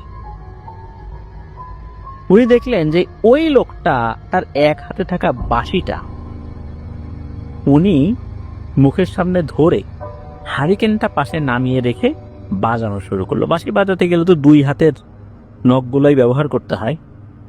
বাঁশির একটা অদ্ভুত সুর, কেমন জানি সুর, এই সুর শুনে এই ওস্তাদ শাহরুখ মিয়া আর অলি মিয়া দুইজনেরই মাথা ব্যথা শুরু হয়ে গেছে। এমন মাথা যন্ত্রণা, মনে হচ্ছে যে মাথা একদম ছিঁড়ে পড়ে যাবে, ভয়ঙ্কর যন্ত্রণা। আর বাঁশি যখন বাজানো শুরু করেছে মনে হচ্ছে এই বানরগুলো অদ্ভুত ভাবে লাফালাফি শুরু করে দিয়েছে, মনে হচ্ছে ওদের শরীরে আগুন ধরে গেছে, ওরা লাফালাফি শুরু করে দিয়েছে। একটা পরে যে যেদিকে পাশে দৌড়ানো শুরু করছে, কেউ রাস্তার এই পাশে, কেউ ও পাশে, কেউ গাছের ভিতরে, মানে মাথায় উঠে গেল না কোন দিকে চলে গেল কোনো খেয়াল নাই। যখন সবগুলো বানর সরে গেল তখন ওই আগন্তুক লোকটা বাঁশি বাজানো থামিয়ে দিলেন। আস্তে আস্তে এগিয়ে গিয়ে ওই যে মৃত বানরটা পড়েছিল ওইটার শরীরের উপর যখনই উনি হাত রেখেছেন, এই যে ওস্তাদ শাহরুখ মিয়া আর অলি মিয়া দুজনে দেখলেন যে এই বানরের ডেড বডিটা মুহূর্তেই মনে হলো বাতাসে মিশে গেল। এই দৃশ্য দেখে এই ওস্তাদ আর অলি মিয়ার তো অবস্থা খারাপ, ভয়ে শরীর ঘেমে একদম ভিজে একাকার। এরপরে ওই লোকটা কি হলো, আবার মনে হলো যেই রাস্তা দিয়ে আসছিলেন ওই রাস্তা দিয়েই ওই জঙ্গলের মধ্যে হারিয়ে গেল। ওই হারিকেনটা হাতে নিয়ে আবার চলে গেল ভেতরে। অথচ ওই ভেতরে কিন্তু কোনো জনবসতি থাকার কথা না। তখন গাড়িটা ওনারা স্টার্ট দেন এবং ওখান থেকে রওনা দেন। টাঙ্গাইলে গিয়ে মালামাল নামিয়ে ওই আড়ত মহাজনের সাথে বিষয়টা শেয়ার করলে উনি বলেন যে তোমাদেরকে আজকে আর রাত্রে ট্রিপ নিয়ে যাইতে হবে না, ওই মাল আনার জন্য আমি অন্য আর একটা গাড়িকে বলে দিচ্ছি, ওইখানে আর একটা গাড়ি আসে, ওরা ওই মালটা নিয়ে আসবে, তোমরা যাইও না। তো সকালবেলা ওখানকার এক মসজিদের হুজুরের কাছে ওনাদেরকে ওই আড়ত মহাজন নিয়ে যান। তো হুজুরের বয়স প্রায় 70-এর মতো হবে। হুজুর খুব ভালো মানে একজন রাকিও। ওনার কাছে যখন সব বিষয়টা শেয়ার করা হয় তখন ওই হুজুর বলেন যে সর্বনাশ, তোমরা জানো আল্লাহ তোমাদেরকে কি বিপদ থেকে বাঁচায় নিয়ে আসছে? ওগুলা কোনো সাধারণ বানর ছিল না, ওগুলো ছিল খুনি পিশাচ। ওগুলো বানরের রূপ ধরে ওখানে ছিল। ওরা মানুষকে সুযোগ পেলে একদম ছিন্ন ভিন্ন করে ফেলে। আর ওই যে আগন্তুক, ওইটাও কোনো স্বাভাবিক মানুষ ছিল না, ওইটা খুব ভালো একটা জিন ছিল। ওই জিনটা সে বিভিন্ন সময় এই পিশাচ সম্প্রদায়ের হাত থেকে মানুষদেরকে বাঁচানোর জন্য এগিয়ে আসে। যাই হোক, সামনে থেকে এরকম কিছু দেখলে কিন্তু গাড়ি থামাইও না, প্রয়োজনে গাড়ি সাইড করে চলে আসবা, সাইড কেটে চলে আসবা, কিন্তু গাড়ি থামাবা না। তো এই জিনিসগুলো হুজুর শিখিয়ে দেন। ওই জায়গায় নাকি এই ধরনের ঘটনাগুলো মাঝে মাঝেই ঘটে। এই ঘটনার পর পরবর্তীতে অলি মিয়ার হালকা জ্বর আসতেও তেমন কিছু হয় নাই। তো ঘটনাটা এ পর্যন্তই ছিল। এবারের ঘটনাটি আমাদেরকে যিনি পাঠিয়েছেন তার নাম মোহাম্মদ সাব্বির হাসান। ওনার বাড়ি বগুড়ার আদমদিঘি এলাকায়। চলুন আমাদের থার্সডে নাইটের 155তম আয়োজনের নতুন এই ঘটনাটি শুরু করি। তো ঘটনাটি মূলত ওনার দাদার এক বন্ধুর সাথে ঘটেছিল। ওনার দাদার বন্ধুর নাম হচ্ছে শহীদুল। তো এই শহীদুল দাদা, উনি মূলত এই ঘটনার সাথে সংশ্লিষ্ট। ঘটনার সময়কাল 1965 থেকে 1970 সালের মধ্যবর্তী কোন একটা সময় হবে। সময়টা তখন ডিসেম্বরের শেষের দিকে, জানুয়ারি মানে শুরু হবে এমন একটা ভাব। মাদ্রাসায় পড়তেন শহীদুল দাদা। মাদ্রাসায় তখন বার্ষিক পরীক্ষা শেষ, নতুন স্টুডেন্ট ভর্তি হবে। উনি তখন কেবল মক্তব বিভাগে লেখাপড়া করতেন, মানে উনি তখন ছোট আর কি, বেশি বয়স না। কায়দা শেষ করে নতুন সিবারা হাতে নিয়েছেন, প্রায় 8 মাস হলো উনি ওই মাদ্রাসায় ভর্তি হয়েছেন। তো পরীক্ষা শেষে রেজাল্ট দেওয়ার পর মাদ্রাসা কিছুদিনের ছুটি হলো, স্টুডেন্টরা তো যে যার পরিবারের কাছে চলে গিয়েছে, উনিও তার ব্যতিক্রম না। ছুটি শেষ হওয়ার প্রায় 2 থেকে 3 দিন আগেই উনি মাদ্রাসায় চলে আসেন। আসলে চলে আসেন এই কারণে, মাদ্রাসার ওনার বাসা কিন্তু একদম কাছাকাছি, দৌড়ে বাড়িতে চলে যাওয়া যায়, দৌড়ে মাদ্রাসায় চলে আসা যায়, মানে মাদ্রাসাও যা বাড়িও তাই, এমন একটা অবস্থা। এই জন্য ছুটি হোক যাই হোক সবসময় মাদ্রাসার টাচেই থাকতেন উনি। বন্ধু বান্ধব বলতে ওনার তো মাদ্রাসার ওই স্টুডেন্টটাই। উনি তো মাদ্রাসায় চলে আসছেন। তো আসার পর ওইখানে দেখেন যে মাদ্রাসার ছোট হুজুর ছিলেন, হাফেজ সাহেব হুজুর ছিলেন, আর বাবুর্চি ছিল। বড় হুজুর ওনার বাসাটা আবার একটু দূরে, আর ছোট হুজুরের বাসাটা আবার ওই গ্রামে, যার কারণে উনি সবসময় মাদ্রাসাতেই থাকতেন। উনি একদম লোকাল মানুষ ছিলেন, এলাকার সবার সাথেই তার পরিচয়। উনিও ছোটবেলা থেকে ওই গ্রামে বড় হয়েছেন, এজন্য ওনারও মাদ্রাসা যা বাড়িও তাই, মানে একই রকম আর কি অবস্থা। তো তখনও তো আসলে সবকিছু শুরু হয় নাই, তখনও তো মাদ্রাসা বন্ধ। এদিকে এই শহীদুল দাদা উনি গিয়েছেন, যাওয়ার পর উনি দেখেন যে একটা ছেলে আসছে, তার বয়সী, মানে শহীদুল্লাহ তার বয়সী। তো ছেলে এসে বলেন যে আমি মাদ্রাসায় ভর্তি হতে চাই। তখন ওই বাবুর্চি, তারপরে এই যে শহীদুল দাদা এবং ওই যে ছোট হুজুর যিনি ছিলেন আর কি, হাফিজ সাহেব হুজুর, তো উনি ওই শহীদুল দাদা দেখলেন যে ওই হাফিজ সাহেব হুজুর বলছেন যে বাবা তুমি 2 দিন পরে আসো, ভর্তির সব কাজকর্ম তো আমাদের বড় হুজুর করে থাকেন, আর এখন তো মাদ্রাসা বন্ধ, তোমাকে ভর্তি যদি আমি করাইও, এখন তুমি এখানে কিভাবে থাকবা, মাদ্রাসার বাচ্চা কাচ্চা তো নাই, তুমি না হয় 2 দিন পরে আসো। তখন বললেন আচ্ছা ঠিক আছে, আমি 2 দিন পরে আসবো। এদিকে এই যে শহীদুল দাদা, তার বয়সী একজন পাইছে, উনি আবার একবারই জিজ্ঞেস করতেছে যে ভাই তোমার নাম কি, আর তোমার বাসা কোথায়, কোন গ্রামে। তখন সে তার নাম বলে রুহুল আমিন, আর বলে যে তার বাড়ি নাকি মেঘের উপরে। এই কথা শুনে শহীদুল দাদা, ছোট মানুষ, শুনে কিছুটা অবাক হন, কিন্তু এটা নিয়ে আর খুব বেশি মাথা ঘামান নাই। আর সাধারণত হয় কি যে ছোট বাচ্চারা যখন ভর্তি হতে আসে, তার সাথে তো তার গার্ডিয়ান আসে, মা বাবা চাচা মামা এরকম কেউ তো আসে আর কি, ভাই, কিন্তু তার সাথে কেউ আসে নাই। উনি আর সব নিয়ে পাত্তা দেন নাই। দেখতে দেখতে 2 দিন শেষ, বিকালের দিকে বড় হুজুরও চলে আসছেন, মাদ্রাসার স্টুডেন্টও চলে আসছে। তার ঠিক পরের দিন ওই ছেলেটা আসছে আবার মাদ্রাসায়, এসে সোজা বড় হুজুরের রুমে চলে গেল, কাউকে কিছু না বলে। কিছুক্ষণ পর বড় হুজুরের সাথে ছেলেটা আসলো, যেখানে সবাই বসে পড়ে আর কি। তো বড় হুজুর সবাইকে বলল যে এ তোমাদের নতুন বন্ধু, ওর নাম রুহুল আমিন। তো হুজুরের নির্দেশনায় সবাই তাকে জায়গা করে দিল বসার জন্য, তাকে একটি কায়দা দেয়া হলো পড়ার জন্য। ছেলেটা এসে এই শহীদুল দাদার পাশেই বসে। তো শহীদুল দাদা একটু মাস্টারি ভাব দেখিয়ে তাকে একটু পড়া শিখিয়ে দিল। দেখতে দেখতে অনেকগুলো দিনই কেটে গেল। এর মধ্যে এই শহীদুল্লাহ দেখলেন যে রুহুল আমিন আসলে কারোর সাথে অতটা কথা বলে না, আর এই শহীদুল দাদাও কিন্তু একটু আম, কম মিশতেন, সবার সাথে কম কথা বলতেন, একটু সেপারেট থাকতে পছন্দ করতেন। তো এই 2জনের সাথে আবার বন্ধুত্ব হয়ে যায়। 2জন তো একই কোয়ালিটির, এই জন্য একই চরিত্রের মতো, এই জন্য এদের 2জনের সাথে আবার বন্ধুত্ব হয়ে যায়। তারা একসাথে গল্প করতেন, খেলতেন, পাশাপাশি বেডে ওনারা ঘুমাতেন। তো এক রাত্রে হয় কি, এই শহীদুল্লাহর ঘুম ভেঙে যায়। উনি দেখেন যে রুহুল আমিন বেডে নাই। তো উনি ভাবেন যে হয়তো বা ওয়াশরুমে গিয়েছে, উনি আবার ঘুমাই করছে। পরের দিন রাত্রে একই সময় আবার এই শহীদুল্লাহর ঘুম ভেঙে যায়। ঘুম ভাঙতেই দেখা গেল রুহুল আমিন দরজা খুলে বাইরে যাচ্ছে।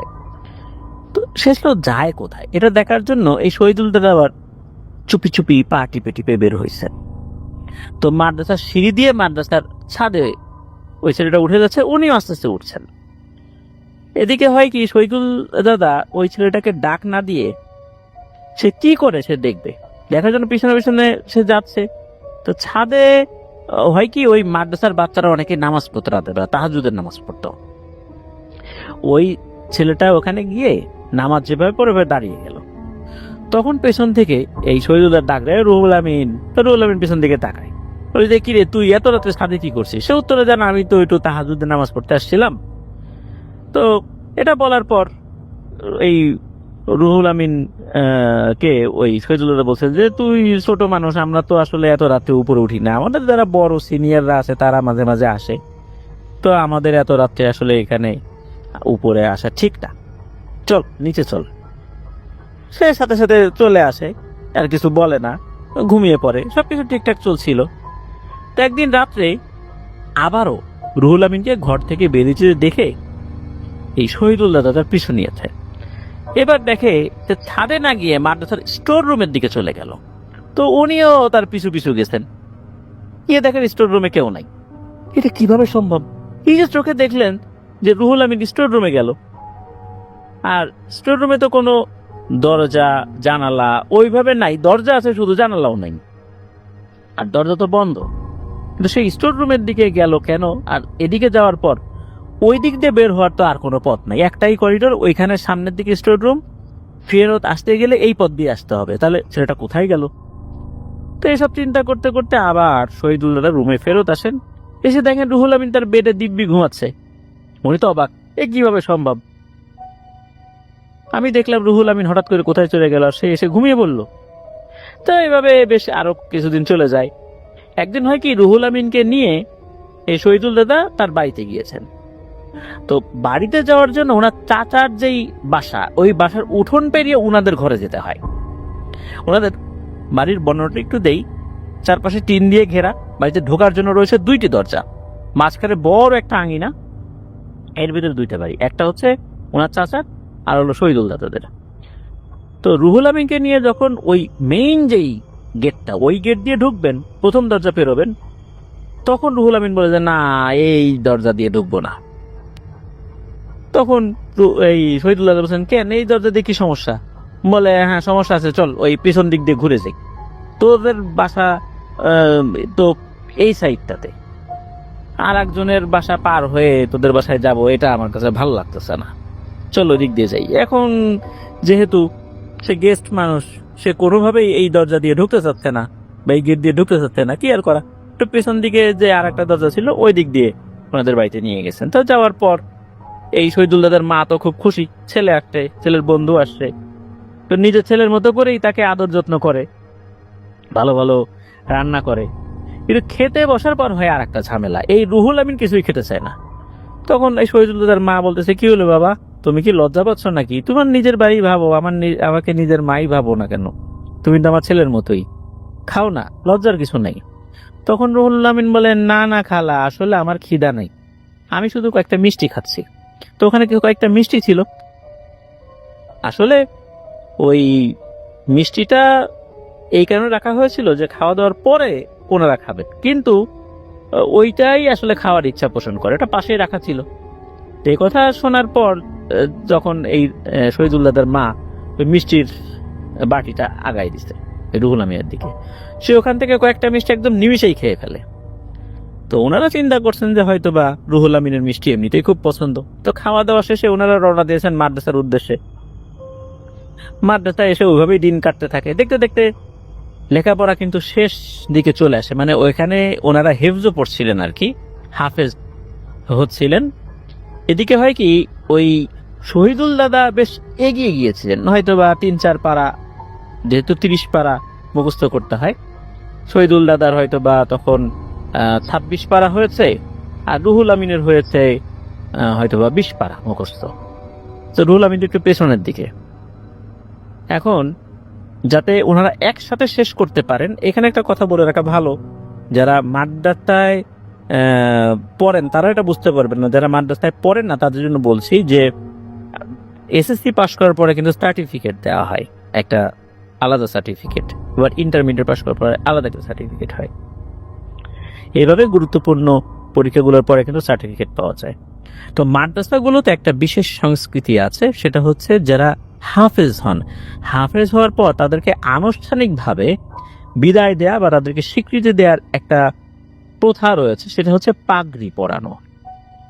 পাগড়ি ওই মাদ্রাসায় কোন একটা অনুষ্ঠান হয় নির্দিষ্ট, সেখানে পাগড়িটা পরিয়ে দেওয়া হয়। এর মানে হচ্ছে তিনি হাফেজ হয়েছেন, মাদ্রাসা থেকে তাকে সম্মান দেওয়া হলো, তাকে স্বীকৃতি দেওয়া হলো, হ্যাঁ সে এখান থেকে হেফজ শেষ করেছেন। মাদ্রাসা কর্তৃপক্ষ তার জন্য শুভকামনা জানাচ্ছে। এটা একটা সংস্কৃতি মাদ্রাসার। তারপরে যারা কওমি লাইনে দাওরা হাদিস শেষ করেন, খতমে বুখারীর একটা অনুষ্ঠান হয়। তো এরকম কিন্তু বেশ কিছু সংস্কৃতি আছে যেটা স্কুল কলেজ সেগুলোতে হয়ে থাকে। তারপর সমাবর্তন হয়, কনভোকেশন যেটা আর কি, এরকম কিন্তু যেটা জেনারেল লাইনে কিছু সংস্কৃতি আছে, মাদ্রাসাতে কিন্তু এটা আছে। তো মাদ্রাসা হাফেজ হলে এরকম পাগড়ি দেওয়া হয়, এটা ওখানকার একটা সংস্কৃতি। তো মূলত এই পাগড়িটা একসাথে নিতে চেয়েছিলেন শহীদুল দাদা, এই জন্যই একই দিনে যেন হেফজ শেষ করতে পারেন এরকম একটা পরিকল্পনা শহীদুল দাদা ছিল, রুহুল আমিন এবং শহীদুল দাদা একসাথে শেষ করতে পারেন। এখন রুহুল আমিন তো একটু পেছনে পড়ে গিয়েছিলেন, শহীদুল দাদা অল্প অল্প করে পড়া দিতেন যাতে করে রুহুল আমিন তাকে ধরতে পারে। তো এভাবেই কিন্তু একই সাথে ওনারা হেফজ শেষ করেন। কয়েকদিন পরেই পাগড়ি প্রদান অনুষ্ঠান হবে। এর মধ্যে ঘটে একটি ঘটনা, সেটা হচ্ছে যে ওনারা ঘুমিয়ে আছেন, রাত 1:30 কি 2টা আনুমানিক, তখন ঘুম ভেঙে যায় এই শহীদুল দাদার। দেখেন যে রুহুল আমিন বিছানায় নেই। এত রাত্রে কোথায় গেল এটা দেখার জন্য বাইরে গেছে। তো বাইরে যাওয়ার পরে উনি দেখেন যে স্টোর রুমের দরজা খোলা। তো উনি ওই দরজায় উকি দিয়ে যেটা দেখেন এটা তো উনি কল্পনাতেও ভাবতে পারেন নাই। রুহুল আমিন ধীরে ধীরে মানুষ থেকে সারা ধোয়ার মতো অদৃশ্য হয়ে যাচ্ছে।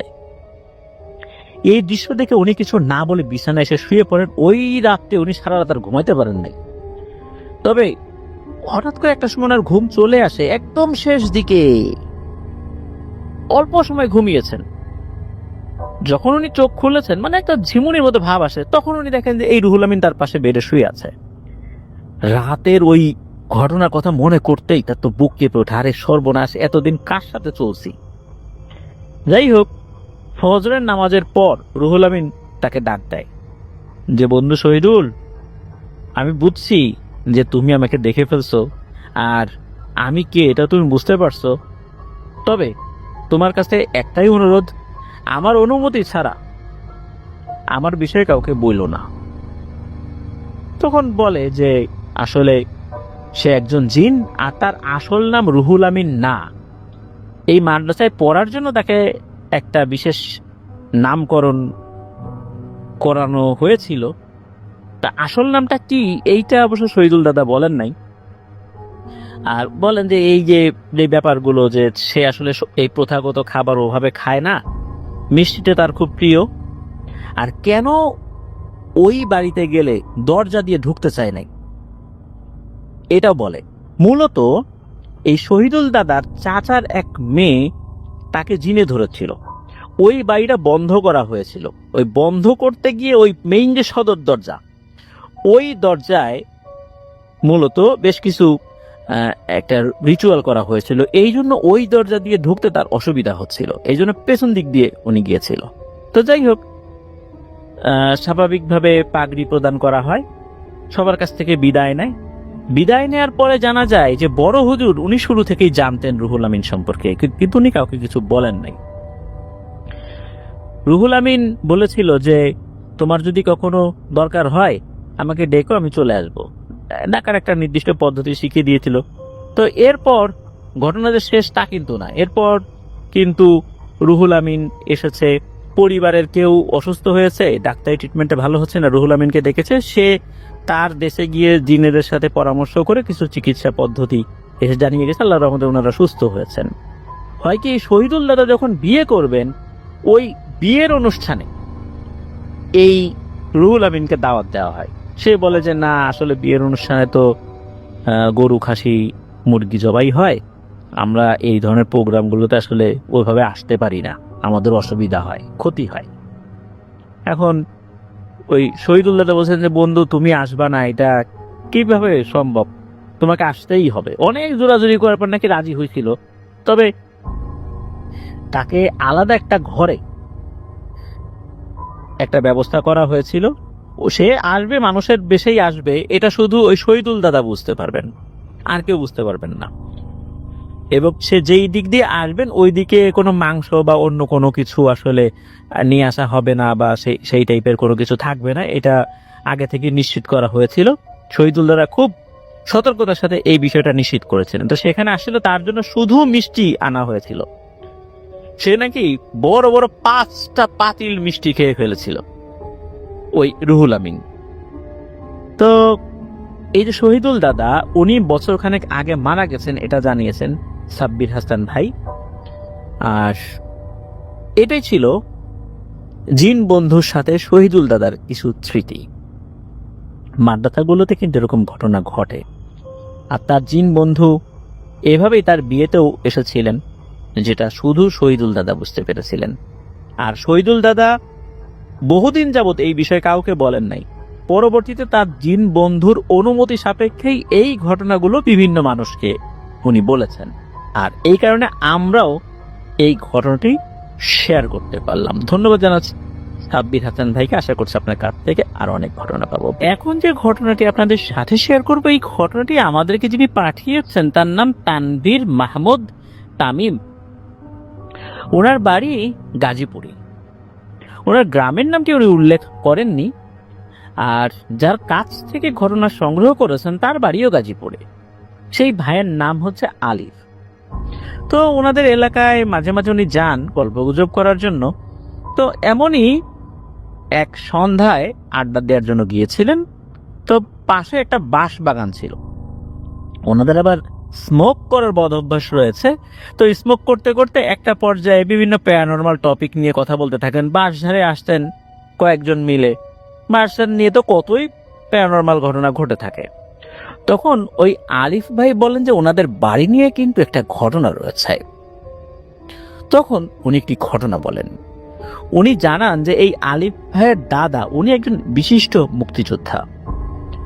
যুদ্ধ শেষ হলে উনি একজনের কাছ থেকে খুবই অল্প দামে এই বাড়িটা কিনেছিলেন। উনি অর্থাৎ এই যে দাদা, আলিফ ভাইয়ের দাদা, উনি এলাকার একটি হাই স্কুলের প্রধান শিক্ষক ছিলেন। শুরুর দিকে কিছুদিন নাকি বেশ ভালোই চলছিল। টুকটাক কিছু ঘটনা ঘটে, তেমন কোনো সমস্যা আসলে সেটাতেও হচ্ছিল না। ঘটনা শুরু হয় যখন এই আলিফ ভাইয়ের বাবা বিয়ে করেন। আলিফ ভাইয়ের মা নাকি প্রায় রাতেই ঘরের বাইরে থেকে বিভিন্ন ধরনের আওয়াজ পেতেন, যেমন টিনের উপর দিয়ে কিছু হেঁটে যাচ্ছে, ঘরের বাইরে নুপুরের শব্দ হচ্ছে, এরকম কিছু আর কি। তো উনি দোয়া দুরুদ পরে ঘুমিয়ে থাকতেন। উনি এগুলোকে খুব একটা পাত্তা দেননি। কিছু মাস যাওয়ার পর, মানে বিয়ের বেশ কিছু মাস যাওয়ার পর উনি যখন গর্ভধারণ করেন, তখনও কিন্তু এগুলো উনি শুনতে পেতেন। তখনও কিন্তু সমস্যা হচ্ছিল না। কিন্তু সমস্যা যেটা হয় সেটা হচ্ছে ওনার যখন সন্তান ভূমিষ্ঠ হয়, এর 1-2 দিন পরই বাচ্চাটি মারা যায়। তো এটা হয়তো বা কোনো একটা অসুস্থতার কারণে হয়েছে, বাচ্চাটা হয়তো অসুস্থ হয়ে গিয়েছিল, এরকম তো অনেক কিছুই হয়। তো এটাই সকলে ধরে নিয়েছিল। কয়েক বছর পার হয়ে যায়, উনি আবার গর্ভবতী হন। এবারও স্বাভাবিকভাবেই বাচ্চা ভূমিষ্ঠ হয়। এবারও ঠিক একই রকম ভাবে 1-2 দিনের মাথায় বাচ্চাটি মারা যায়। 1-2 নয়, 7-7টা বাচ্চা এভাবেই মারা গিয়েছিল, ঠিক একই রকম ভাবে। শুরুর দিকে আসলে ওনারা বুঝতে পারছিলেন না। পরে যখন কিছুটা আঁচ করতে পারলেন, তখন আলিফ ভাইয়ের দাদু ওই এলাকার একজন কবিরাজকে ডেকে আনেন। কবিরাজ ওই বাড়িতে ঢুকেই বলেন যে আমাদেরকে মাফ করে দেন, আমি এ কাজ পারবো না। তো এরপর দাদু আরো অনেককেই নিয়ে আসছিলেন, সকলেই মাফ চেয়ে চলে গেছে। খুঁজতে খুঁজতে ব্রাহ্মণবাড়িয়ার আখাউড়ায় একজনের খোঁজ পান। তো দাদু দেরি না করে তার সাথে যোগাযোগ করেন, তাকে নিয়ে আসেন, সবকিছু বলেন এই ঘটনা ঘটেছে। তো কবিরাজ ঢুকেই বলেন যে আপনাদের এখানে তো অনেক জিনের অস্তিত্ব আছে, আপনারা কিভাবে এখানে আছেন এত বছর ধরে, আমি তো সেটাই ভাবছি। যাই হোক, যেহেতু আসছি দেখি কি করা যায়। তো উনি রিচুয়ালে বসেছেন, উনি ওনার মতো করে রিচুয়াল করছিলেন। তো রিচুয়াল শেষ করে উনি বলেন যে কেন এমনটা হচ্ছে।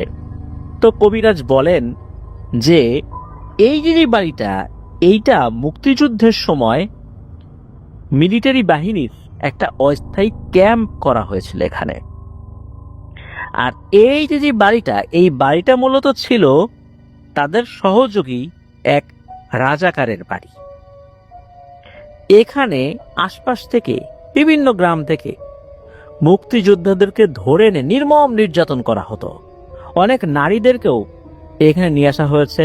তাদের উপর পাশবিক অত্যাচার ছাড়াও নির্মমভাবে তাদেরকে হত্যা করে কোনো ধরনের জানাজা বা ধর্মীয় কোনো আনুষ্ঠানিকতা ছাড়াই এখানে হত্যা করা হয়েছে এবং দাফনও করা হয়েছে।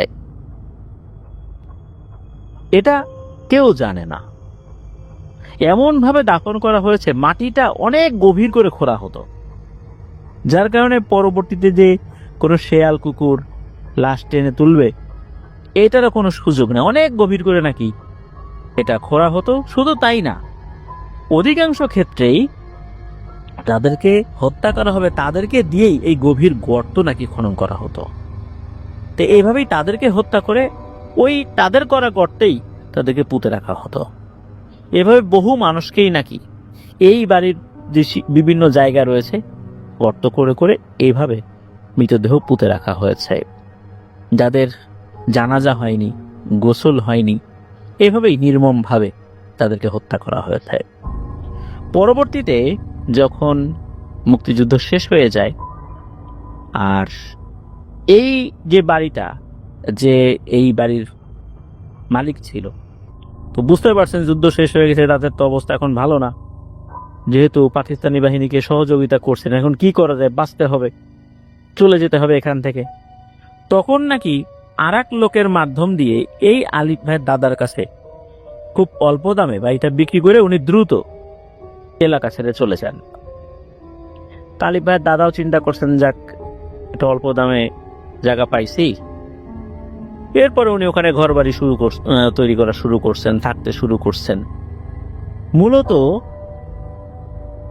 এই জায়গাটা যখন কিছুদিনের জন্য পরিত্যক্ত হয়ে গিয়েছিল, যেহেতু এখানে এরকম অসংখ্য মানুষের লাশ রয়েছে যাদেরকে অস্বাভাবিকভাবে মৃত্যুবরণ করতে হয়েছে, এইখানে অনেক শক্তিশালী জিনেরা এসে আস্তানা গেড়েছে। তারা তাদের জাদুবিদ্যার চর্চা করছে, তবে তারা শুরু থেকে তাদের অস্তিত্ব জানান দেয় নাই। এই যে এক একটা বাচ্চা, এই বাচ্চাগুলোকে তারা বলি হিসাবে নিচ্ছে, আর এটাতে তাদের উপকারী হচ্ছে। এদেরকে এখান থেকে পুরোপুরি তাড়ানো অসম্ভব। হুজুর অবশ্য ওই বাড়িটা বন্ধ করে দিয়েছিলেন এবং বলেছেন, যদি আপনারা এখানে থাকেন তাহলে সারা জীবন কিছু নিয়ম মেনে চলতে হয়, আর যদি এখান থেকে চলে যান তাহলে কোনো কথা নেই, থাকলে এটা করতেই হবে। উনি বিভিন্ন ধরনের রিচুয়াল করে দিয়েছিলেন। এছাড়া একটা বিশেষ জিনিস উনি বলেছিলেন, যে একটি মাটির সরা বা পাতিলের ঢাকনা, মাটির ঢাকনা, এটা সদর দরজায় ঝুলিয়ে দিয়েছিলেন।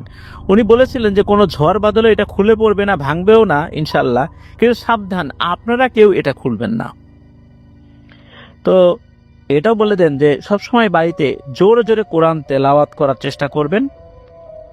আর এই বাড়িতে একটি কাঁটাযুক্ত গাছ, মানে যেই গাছে কাঁটা থাকে এমন গাছ লাগিয়ে রাখতে হবে। ওই গাছ মারা যদি যায়, সাথে সাথে আর একটা গাছ লাগাতে হবে, বা একাধিক গাছ লাগিয়ে রাখতে হবে। কখনো আপনারা নিজে থেকে সেই গাছ কেটে ফেলবেন না। আর একটা সাইড দেখিয়ে দেন যে এই সাইড দিয়ে আপনারা খুব কম চলাচল করবেন, ইনশাল্লাহ সমস্যা হবে না। এরপর থেকে সমস্যা অনেকটাই কমে যায়। আর এরপর এই আলিফ ভাইয়ের আম্মু আবার যখন গর্ভধারণ করে এবং স্বাভাবিকভাবে সন্তান ভূমিষ্ঠ হয়, তখন এই আলিফ ভাইয়ের বড় ভাইয়ের জন্ম হয়, এরপরে আলিফ ভাইয়ের জন্ম হয়। প্রিয় লিসেনার্স, একবার ভাবুন যে কতটা নৃশংসভাবে আমাদের জাতির সূর্য সন্তানদেরকে হত্যা করা হয়েছিল, নারীদেরকে কিভাবে নির্যাতন করে কিভাবে হত্যা করা হয়েছিল। যাদেরকে হত্যা করা হবে তাদেরকে দিয়ে গর্ত খনন করে সেই গর্তে তাদেরকে দাফন করা হয়েছিল মেরে। এ যেন সেই দ্বিতীয় বিশ্বযুদ্ধের সময়কালে জাপানি বাহিনীর নৃশংসতা, জার্মান বাহিনীর নৃশংসতা, এগুলো আমাদেরকে মনে করিয়ে দিচ্ছে। এভাবে কিন্তু অনেকের ত্যাগের বিনিময়ে আমরা এই লাল সবুজের দেশ পেয়েছিলাম। স্বাধীনতা সংগ্রাম আসলে কখনোই শেষ হয় না, এটা একটা চলমান প্রক্রিয়া, দীর্ঘ সময় ধরে চলতে থাকে, শত শত বছর ধরে চলতে থাকে। স্বাধীনতাকে ধারণ করতে হয়, প্রজন্ম থেকে প্রজন্মে এটা স্থানান্তরিত হয় এবং প্রত্যেকটা প্রজন্মকেই সেটা আগলে রাখতে হয়।